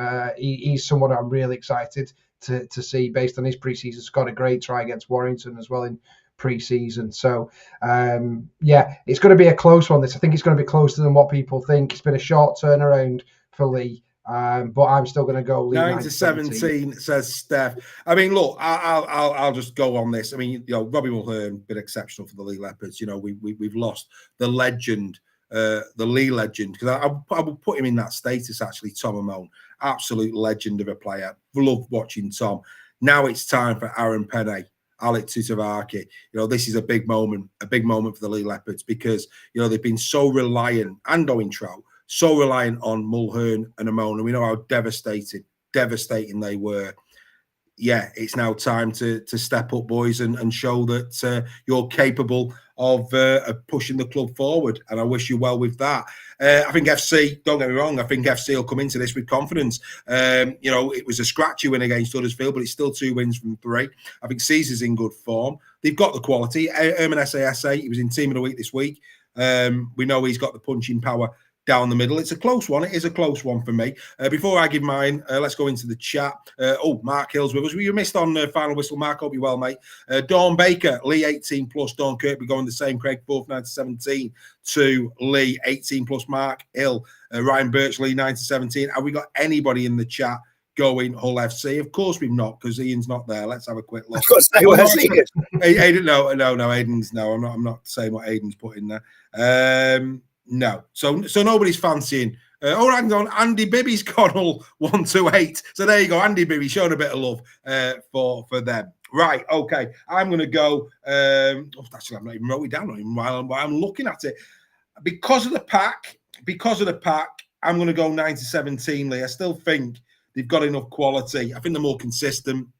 So yeah, I'm going to go Leigh 9-17. It would have been 18 plus had Mulhern been there, I have to say, but he's not. So I'm going to just temper it down a little bit. I'm going to go 9-17, the Leigh Leopards. But hey, Thursday night rugby league. It's the curtain raiser to the round. Beautiful. Oh yes, the group chat will be lively. Come on, loving it. And I'll tell you what, if you're excited about that, you're going to be excited about this one. What a game on Friday night at 8 o'clock. 2 unbeaten sides going toe-to-toe for our enjoyment and entertainment. Oh, yes, Super League will be the winner at the Totally Wicked Stadium. Morgan Knowles set to return. Of course, Dolphins bound. We wish Morgan well. He started the season in the first 2 rounds very strongly indeed. And actually, Willie Peters hinting that maybe May and Lewis could be fit to return. That'd be harsh on Richardson. I would certainly, if there are a risk there, I'd only be putting one of them in. I hope they're not rushing Mikey Lewis back too soon. Minchella's a doubt. We know that Martin is out. So, this is really, really interesting. I mean, one thing's for certain. After this weekend, nobody's going to be saying Saints haven't faced anyone. I thought Wakey was a really good challenge and they came through it well. This, though, is a real pinch point now for Saints. If they can get the better of Hull KR in this one, I think people will know that. I think Saints look already as if they've improved. It's if they can keep those centre players, those big units in the middle fit. If they do, they've got the backs to trouble anybody in Super League this season. Right, Steph, I'll start with you this time because I started with Greg last time. Saints, Hull KR. Ooh, what a game. Yeah, definitely the tie of the round, this one for me. Under the Friday night lights at the Totally Wicked, it's going to be a battle of all battles, this one. Two sides. I'd probably say Saints have been slightly more impressive than KR so far this season. That's not to take anything away from KR. They've done what they've needed to do and had quite a bit of adversity as well. So I think it's going to be a real end-to-end tussle. They match up so well together. The players. Obviously, they'll be missing Evolds at fullback, so I think that's going to be a big loss for them in a key position. Will Mikey Lewis come back? Will Richardson keep his place? I mean, the story's there for Richardson going back to his former club, isn't it? So I'd be half tempted to leave him because he played well enough to keep his place, but also there's that little X factor of going back to the club that got rid of you off the back of a really good performance. You wouldn't put it past him to back it up again. It is the toughest test Saints have had this season. I think it's going to tell us a lot about Saints this game in terms of are they the real deal. It was 1-up playing Wakefield at Wakefield from what they'd faced previously. This is a whole new level. This is the top of the league kind of intensity. And KR are not going to give up their unbeaten run, and neither are Saints. And one of them is going to lose it unless we get a draw. So that's why it's going to be such enthralling viewing on Friday night. I think there's going to be a huge OKR following for this one. I think they're going to pretty much sell that away, and especially if they've got the fun bus on, the £1 bus from Dawn. KR again. Let's ask Dawn. Dawn is the fun bus on. Get in the chat. Have we got the fun bus this weekend? Carry on, Steph. Yeah, I'm sure it will be, because that means a lot to KR. That away support last year was phenomenal, and probably got them over the line in a few games. And if the fun bus is on, and if that KR support is on song, I'm going to bag him to get over the line and just do it. And it could even be a golden point to this one, but I'm going to go KR. I think you've just took Greg's favourite quote out of his mouth, because I was expecting Greg to actually to go down that line. He likes a golden point, does our Mr. Nixon. We know I love a golden point. He loves the golden point. Before we come to Greg, but I love it. Before we come to you, mate, let's go into the others. Earl Crabtree, he's gone Saints 1-8, so he's there. He's doing that. Joel, he's gone Saints 1-8 as well. The members, they're seeing the Robins 1-8. The non-members, they're seeing the Robins 1-8. Interesting. Greg, let's not forget, there's something riding on this for Saints. Who can forget the 42 points to 6 in round 23 last season? The Hull KR on them. Saints will be wanting blood in this one. They will. And no doubt that's been in the back of the mind, and no doubt that video has been replayed after training most days this week. I think what a lot of people forget is that early doors last season, Saints were top and Saints were playing well. And then I don't know if anybody knows, but they got a few injuries and they kind of slid down the table. Once they got those players back, they could have got to the grand final. They were very, very unlucky to lose to Warrington. I think KR, I think they'll play Richardson because they've lost Martin. They haven't got a goal kicker, especially if Mikey Lewis doesn't play. So I think Richardson will play this week. I know I said different last week, but I think Richardson will play. He was superb with the boot last week. They'll miss Evolds. They will miss Evolds. And I think this is going to be a real tough game, a fantastic game, a great advert for the sport. Saints 1-8. And it could very well be a golden point. Yeah. It should be a great game. Let's go into the chat. Aidan Simpson, Saints 1-8. He's looking forward to it. Freddie McGilver, KR 1-8. Dave Sale, Saints 1-8. Good evening, Dave. Phil Webster, he's been in the chat all night. 1-8. KR is saying Phil. Saints 1-8. Home advantage. Saints Nick Shep, Andy Bevan, KR 1-8. Oh, tell you what. I mean, it's like Humpty Dumpty, which way you're going to fall. It's such a tight one, this one. 90-17 the Lafers, says Paul Fail. There's 90-17 the Lafers. We've done that one. Where are we going at, Paul? Craig 4. It might be on delay. Hey? It might be on. It might be on a delay. He's over in Vancouver. Yeah, that's true. KR 1-8. William Webster, KR 1-8. Alex Sharp 9-17. The Saints. Baz is saying he's nervous. Ryan Birch going Saints 9-17. Minicello has been past fit. That's a bonus for KR. Thanks for that, Phil. Adam Walsh, Saints 1-8. I mean, this is a real seesaw. It really is. Yeah, I mean, they're all going one way or the other. Wonderful stuff. Deb Hasty. Hey, no, hasty like tasty. Yeah. Not hasty like pasty, hasty like tasty. Hasty. Hasty. Yeah. Deb. They are Deb. Good evening, Deb. Deb's in the chat as well, saying that surely Mikey can't be fully fit at this stage. Sorry, KR fans. I'm going Saints 90-17. I think Saints, as long as they're fully fit, and they are fully fit at the minute, I think they look okay. Long term, it's going to be about injuries in that middle unit. That's the key to Saints selling season for me. But at this moment in time, they're fully fit. KR have had a couple of injuries hit him. They've also had harder battles. They haven't hit the straps yet. What we know about Saints at the moment is in attacking phases, they've got the play sorted out. They look a different attacking side under LEABUE at the Saints. So I just think, based on when this is going to be, the fact that it's at the Totally Wicked, I'm backing the Saints. I think this is going to be, and Baz is saying it's a big call. It is a big call. I'm looking at my position currently in the league, Baz. I won't worry. Anyway, there you go. That's where I am. Do you think they'll play Hiku at fullback? Possibly. I mean, Danny Richardson's played there before now. So if they are bringing the likes of Lewis back, it's just going to be interesting. Yeah, if they bring May, if May, I think Broadbent would be the one to drop back. I think it'd be Broadbent. I think Broadbent would be the one to drop back, if I'm being honest.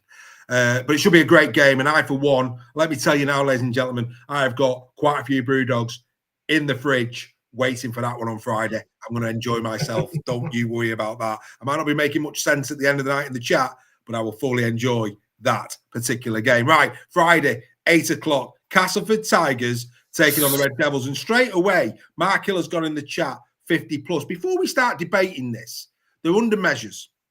We're not going there. We've given far too much time to Salford and what's going on in terms of, let's be fair, it is a bag of spanners, what's going on there. But if they played the team that went up against the Midland Hurricanes against Castleford, let me explain to you what that team was. The team that faced the Hurricanes was this: Briley at fullback, Cross and McDonald on the wings, Masters and Hankinson in centre. Nicarima, of course, won't be there, but he played that day, but he won't be there. Atkin in the halves. Singleton, Morgan and Ormonroyd in the front row. Channon Wright, second row. Shorrocks was loose forward. He won't be there. We know that. And on the bench was Foster, Sangare, Bullock and Connell. Is that good enough a side, Greg, to go to Castleford and win? Because that could be the team, a couple of changes here and there, but that could be the team that faced Cass. And on that basis, if that was the team that was picked to take on Cass, that would fit that criteria. Over to you, mate. The backs certainly have got some pedigree. Yeah. I just think there's a massive cloud sitting over Salford at this moment in time. I don't think I think it's more to do with kind of not confidence, not ability. I just think it's a kind of attitude problem they have at this minute. There's rumours about them not being paid. There's the RFL are clamping down on them and capping the amount of the players that can play. Yes, it is capable. Going back to your question, I just don't think they will. I don't think they can. And I'm going for a big win for Castleford. A big-ish win. I'm going 9-17 for Castleford. I think that team that you just said will put up a good fight, but I think Castleford will just have too much for them. Fair enough. Become a member. The QR code is in the top left-hand corner of the screen. I think that's mentioned number 27 and well below the threshold. Right. 26, Dave, I'm counting. Right, good man. Keep the tally chart going, Greg. Keep it going. Cass 1-8, says Earl Crabtree. Joel has gone Cass 1-8. Interesting that. I think they probably felt it might have been fully strength, but hey, there you go. That's the chance you take. Members, Cass 9-17. Non-members, they have gone the Tigers 1-8. Steph, what say you?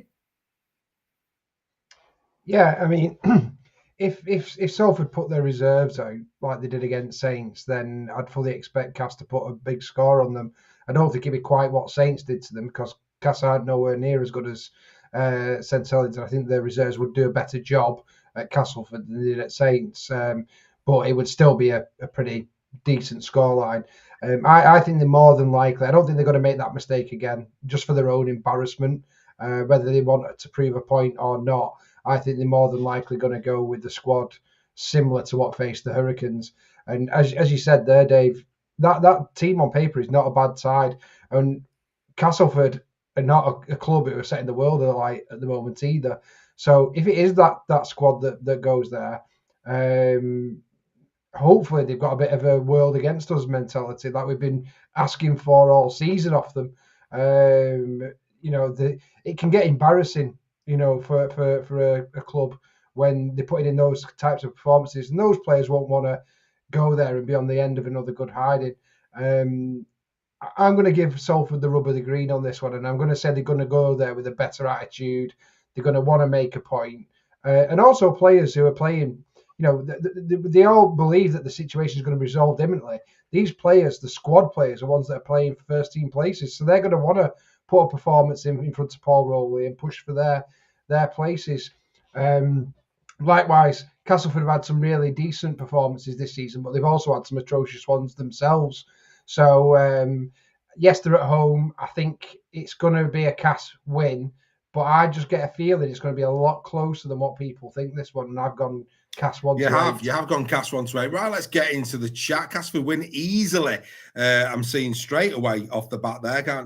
And then I moved it. And I can't see who actually said it, which doesn't help me at all. Cass by 18 says Aiden Simpson. That's where he says Dave Sell saying that Salford is still not training. I agree with Steph. It'd be a very poor show if it wasn't a similar side that played the Hurricanes. If it's not, then I've got a lot of time for Paul. I've got a lot of time for Salford as a club. I think they've been heroic over the last 3 or 4 seasons in terms of what they produced with very limited resources. But even I have got to say that if they don't put a side as strong as that out against the Hurricanes in this one, I'm finding it very, very hard to.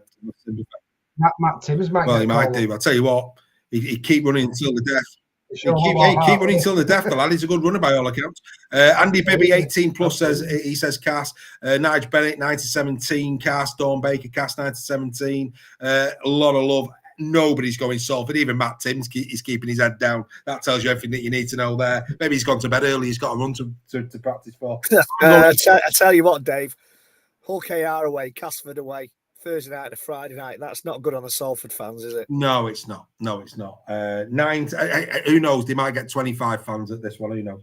But what we do know is they do speak. They do sing very, very loudly. So for 20 fans, so good on them. I'm going to go Cass 9-17. It's just hard to back Salford at the minute. I really do. And I have to say, Phil Webster there in the chat. Let's just go there for a giggle. Danny Maguire putting his hand up for Vegas. I mean, come on.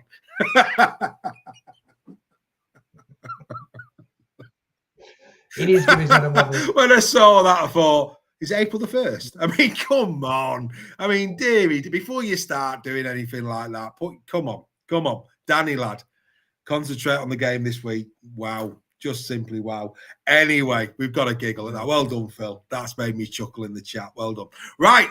Talking of games, though, this should be a belter. Catalan, desperate for a win. McNamara, desperate for a win. I fear he loses this, and if he was to lose it badly, that's the end of Steve Mack. If you look at social media feeds of Catalan Dragons, their knives are out for Steve McNamara like you wouldn't believe. He not only needs a win, well, first and foremost, he needs a win. I think a win saves his job, but I actually think he needs something even better than that to just curb what's going on over there in the south of France, because at the moment he's under a lot of heat. Forgive the pun with them being called the Dragons. Steve Mack, like I say, no satire. That's a blow. Will Tavita Pangai Jr. be back with a hamstring niggle? Unlikely. We think Morg's still going to be out. That's a problem. Still no Tompkins, still no Farges. It's going to be a very similar side that faced the Leopards. And like me and Steph said in Round Unpacked, you get into the detail of that Catalan League game, they just couldn't finish. Defensively, they were okay. They had good territory at times. They just inept at the moment of crossing the whitewash. It's as simple as that. Could that change against Leeds? Who knows? Brodie Croft could return, so he's got a decision to make. It's probably Morgan Gallen that would drop out, I would expect. I think he leaves Sinfield in there because he can put Morgan Gallen in a multitude of places. So expect perhaps more Brodie Croft to return for this one. Where am I up to? Is it you, Steph, first this time? So Yeah, crack on, mate. What are you making of this game, Catalan Leeds? Yeah, no, I think you're absolutely spot on, Dave, in terms of pressure on McNamara. Kind of unthinkable for Catalan to go 4-0, isn't it? I don't think, has that happened in the Super Probably League not. era? You know, that they've lost 4 games on the trot, especially at the start of the season. Leeds, slowly building Leeds. They put a decent performance in at the weekend. Again, with players out, spine players, Cam Smith not playing, Brodie Croft not playing, Lockie Miller not playing, but players have stepped up, a bit similar to the Lee side. Jake Connor has been really good, surprising a few people, including myself, how well he's playing, which is great to see for the Leeds fans, because I think a lot of Leeds season rests on how well Connor plays. I think he's that important to them, as that kind of game breaker style player, but also for his goal kicking as well, which we don't talk a lot about, but he's kicking goals really well, as well. Catalan likewise missing a lot of key players. When they all come back, I expect Catalans to be much improved. But you're absolutely right to say, we talked in Round Unpacked about Catalan played well against Lee. The scoreline does not reflect how well Catalan did play, and it is just that execution. And it's a bit like the difference between Wigan and Warrington. Warrington didn't play badly for me in Vegas. It's just that execution from Wigan was just at a different level, and you take your chances, and that can be the difference in Super League. I'm expecting a big crowd for this one in Catalan. The Leeds fans will travel. I'm sure our friend Alex Sharp will be over in Perpignan because he loves it over there. It's going to be a really good game, this, I think. Two teams who are very similar at the moment, although Catalan haven't got the results.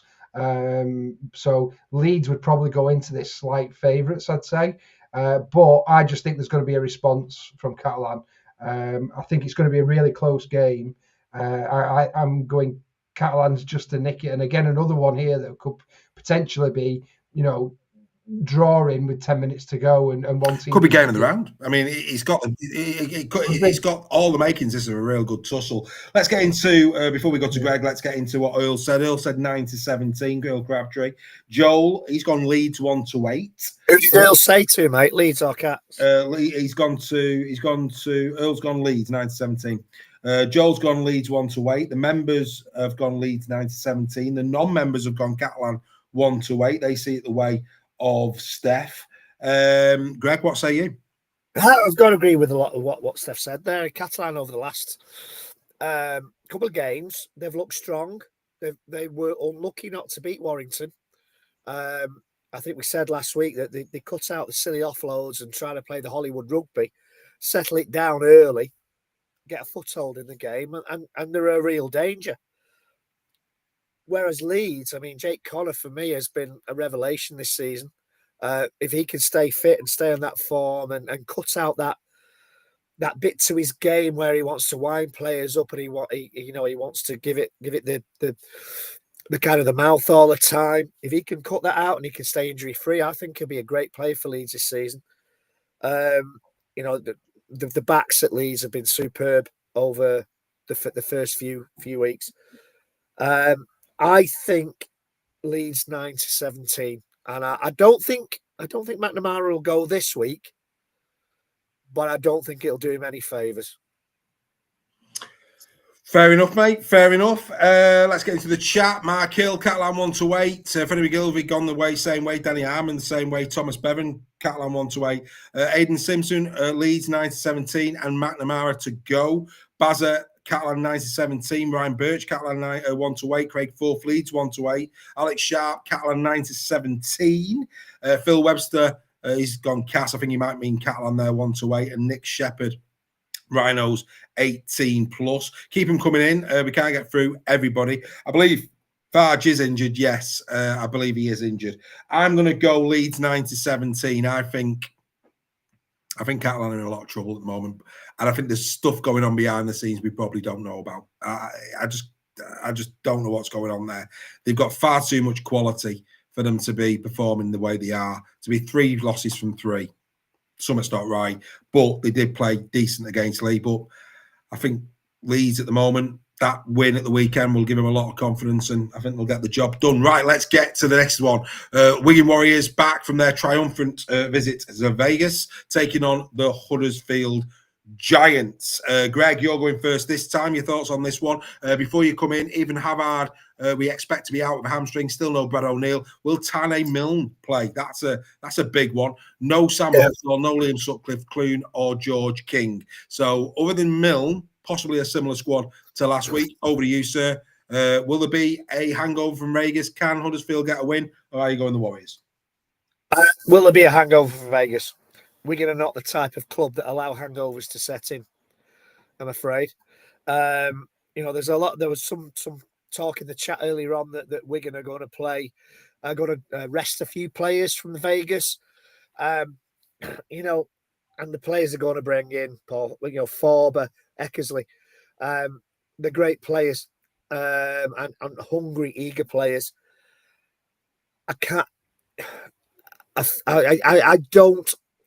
can't see Matty Pete letting them, ease up after their Vegas travels, and I see Wigan win this by 18 plus. Unfortunately, I'm sorry, my Huddersfield friends, but I don't think Matty Pete's the kind of coach. Wigan isn't the kind of club that allows for any sort of hangover to set in. I do think he'll change a couple. I do think he will. Not a lot. I mean, Eckersley was 18th man, which surprised me on Saturday. Yeah, exactly. You could see a Jack Eckersley coming in. You could see that. You could see Harvey Hill getting a game. Yeah, you could. You could see that happening this weekend. He won't make wholesale changes, but he might freshen it up a little bit because of the travel, and we don't know what niggles were in that game because nothing's been announced. Earl Crabtree, Wigan 9-17. Joel, Wigan 9-17. Members, Wigan 18 plus. Non-members, Wigan 18 plus. What are you saying, Steph? Yeah, I mean, I get what people are saying about they might rest some players, but when Wigan change players, it's like when you go to your local boozer, they've changed the San Miguel for Madrid. It's not like they put Carlin on instead. So it's not really an argument for me that the squad that Wigan have got is simply phenomenal, isn't it? And every player there, when they get the chance, they take it. It's as simple as that because they know they don't come around very often in that first team squad. So I think the Huddersfield have played really well this season. The results don't do justice to how well they have performed under probably the worst injury situation of anybody in the league, I'd say, in terms of the players that they've got missing. I expect the Giants to go to Wigan and put in a really admirable performance, but the way Wigan played against Warrington, if they're even 50% of that, they're going to put 18 on Huddersfield. So I have to go, unfortunately, for my Giants friends with a convincing Wigan victory in the Thomas Bevins agreeing with you. Andy Bevins agreeing with you. Danny Arben's going Wigan 1-8 at Vegas hangover. Aidan Simpson Wigan 9-17. Nick Burtonwood Wigan 18 plus. Pies 24 plus says Andy Bibby. Kev Wall, good evening, Kev. Wigan 18 plus. Freddie McGilvery Wigan 9-17. Baz at Huddersfield 1-8. First win of the season. Come on, Baz. Hey, you can tell he wants a Christmas card off Joel. Ryan Birch Wigan 9-17. Dawn Pertby Wigan 9-17. I'm going Wigan 9-17. I'm going Wigan 9-17. I do think, and the reason I'm not going 18 plus, the travel, the emotion of Vegas, and a lot of respect for the great work that Luke Robinson has done in defence this year. So I do think maybe 9-17. Could be wrong. We'll have to wait and see. Right, the last game of the round. We've got to be quick, boys. We've got to do Player of the Month, and we've got to do Bet Steph as well. Warrington Wolves against Wakey. Warrington, again, Vegas hangover, who knows? Wakey playing some great rugby league.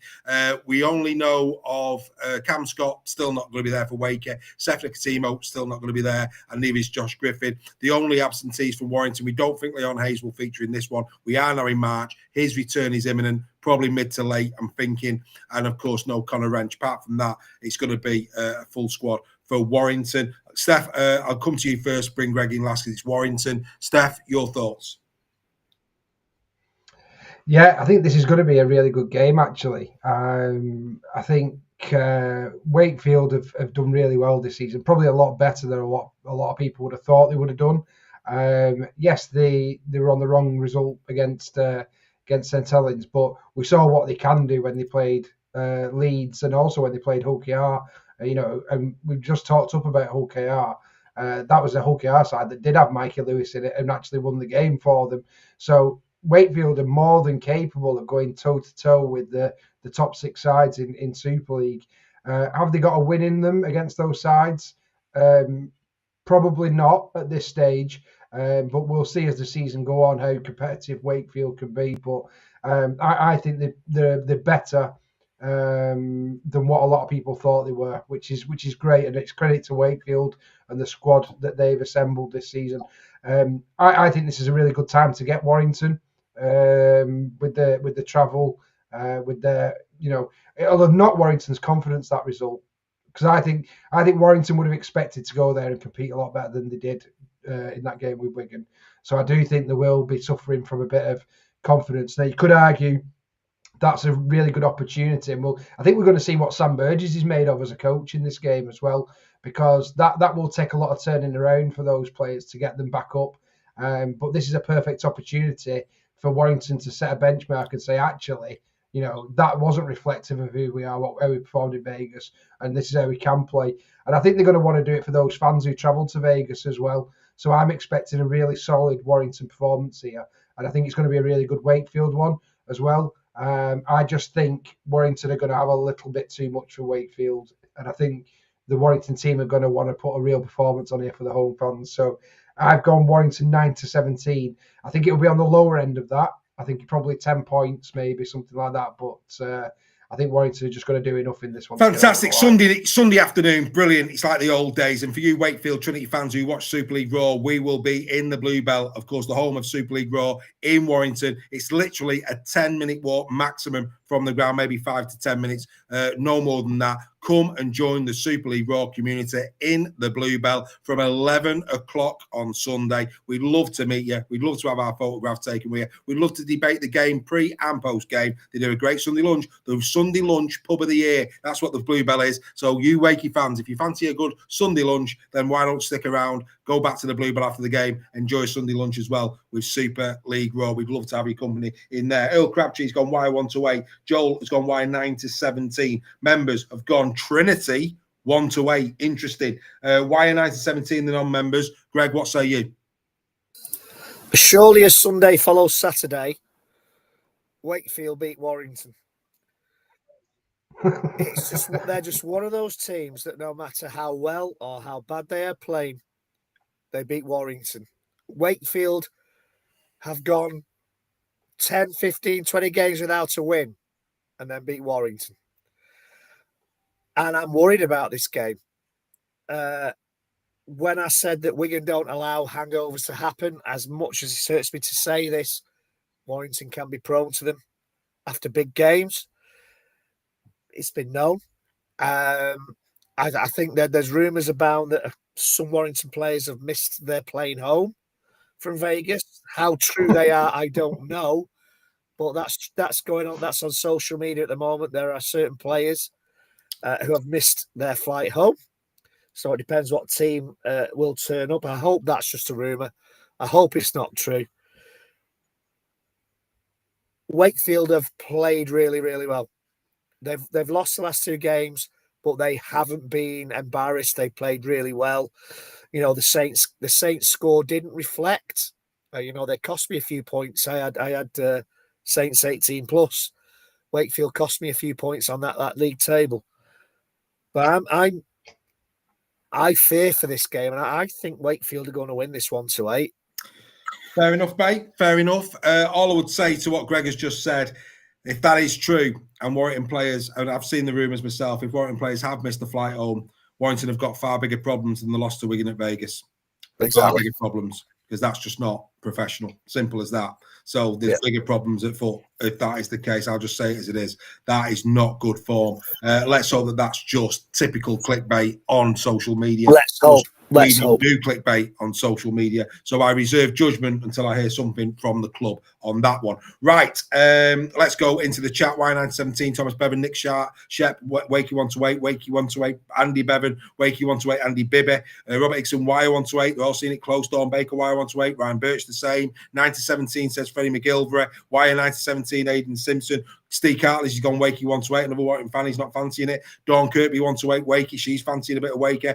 Debs is back in from Casford, Wire 128. Oh, there's a lot of split on this one. I'm going to back the Wire 128. I do think it will be close. Fantastic stuff, boys. Wonderful, wonderful. Right, we're now going to announce. Well, actually, before we announce, we're going to go and do this. My apologies. It's now time for this.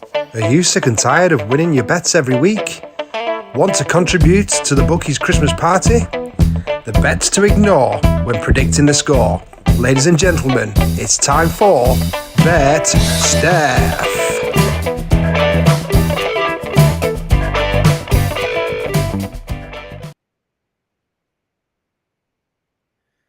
Over to you, Mr. Sale. Yeah, so just a five-fold this week. Bet365 not giving us odds on the Salford game again, unfortunately, because we do not know which Salford team will be playing. So rightly so, they've not given us any odds on that fixture.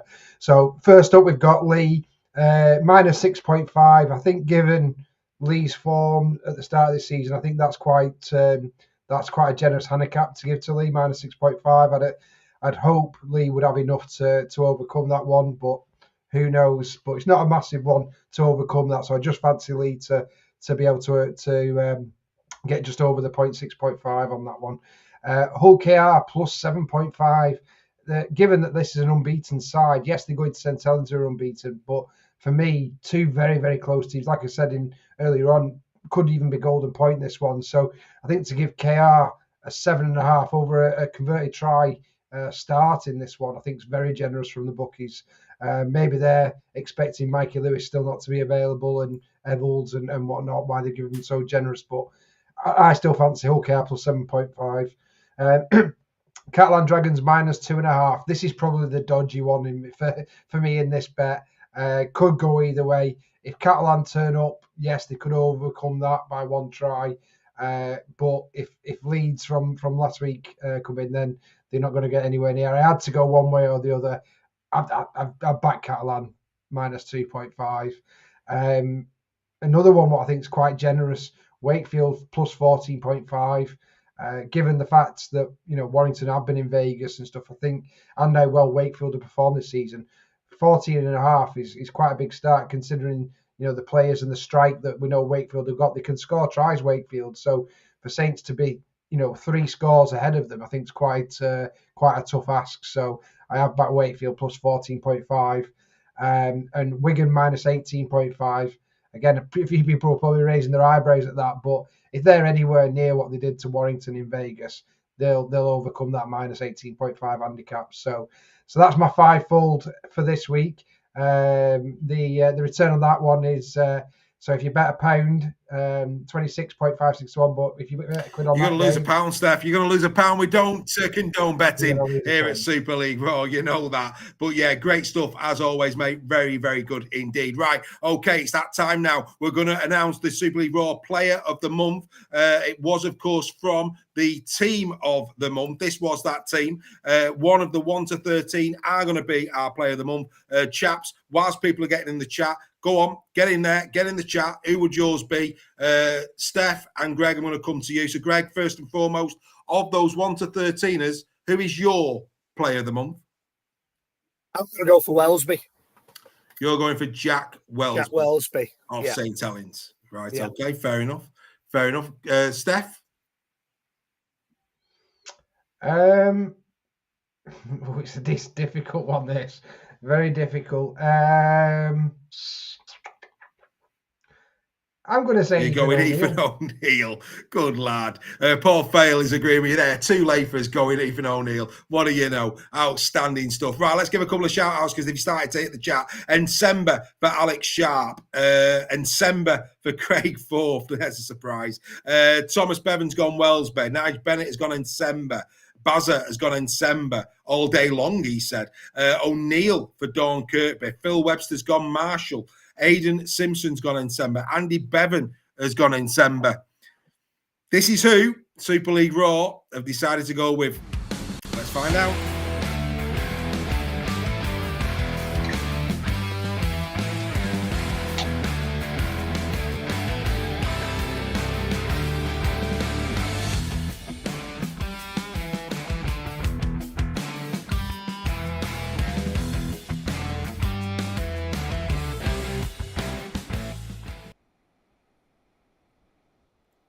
So that might surprise a few people, but it's been decided that the February Player of the Month is going to be Harry Robertson. There's reasons for this. One, his age. Two, centre. Nobody saw that coming at all. He's the joint top try scorer in Super League, this kid. You know, we've raved about Junior Nsemba for years, and don't get me wrong, there's arguments for everybody that people have said, O'Neill, Nsemba, Wellesby, absolutely. But this kid, this is his breakout year. For him to have done in the first 3 rounds what he has done, cement a position in centre, deputising for Conrad Hull, who has got no chance of getting back in based on this kid's form. This is very, very reminiscent of what we saw Hanley do at Lee. You know, we've seen Leon Hayes do at Warrington before he got injured with Drinkwater last year. Robertson has seized an opportunity and he's nailed it. Absolutely nailed it. Baz is saying it's an anticlimax. It ain't, mate. This kid is class. And what he has done deserves respect. Wellesby's done what we know Wellesby's capable of, and he's been exceptional. And Nsemba, exceptional. Absolutely exceptional. But for this kid to have done what he's done in the opening 3 rounds, I just wanted to take my hat off to him. Because for anybody who's played this sport, to do it at his tender age, to come up against seasoned pros, and pretty much school him. Gentlemen, I'm going to stand on this one. Harry Robertson has been unbelievable in the opening 3 rounds. Yeah, he has. He's been fantastic. I would have been tempted with Nsemba, but he's still in Ethan O'Neill's pocket from round 1, so he couldn't have got in for that. But no, in all seriousness, Robertson's been a revelation since moving to centre. He played really well at fullback at Lee last season, a game that I was at, and I thought he was absolutely. I think he scored the only try Saints scored in that game. Made a great break. He didn't score it. He made the break and then put a kick through. But yeah, what a talent! And I think Wellesby moving back to fullback has probably benefited him because he's ousted Conrad. Like you're right to say, Hurrell's got no chance of getting back in this side.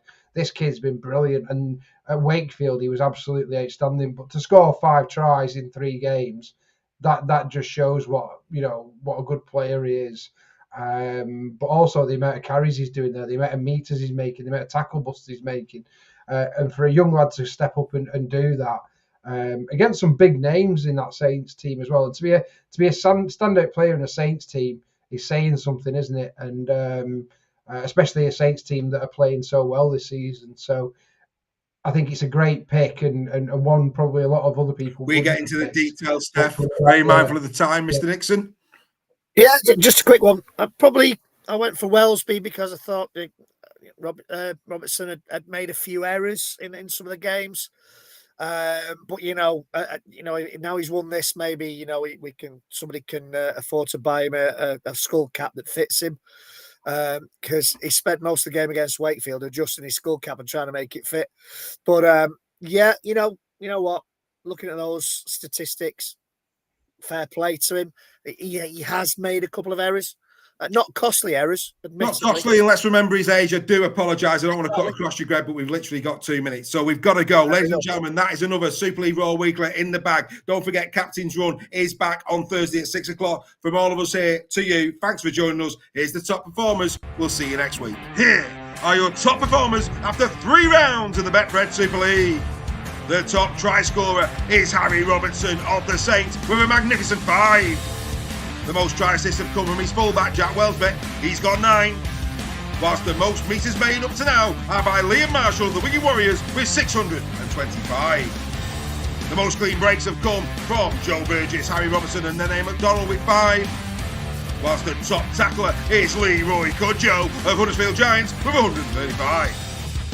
The most tackle busts have come from Junior and Sember, 23.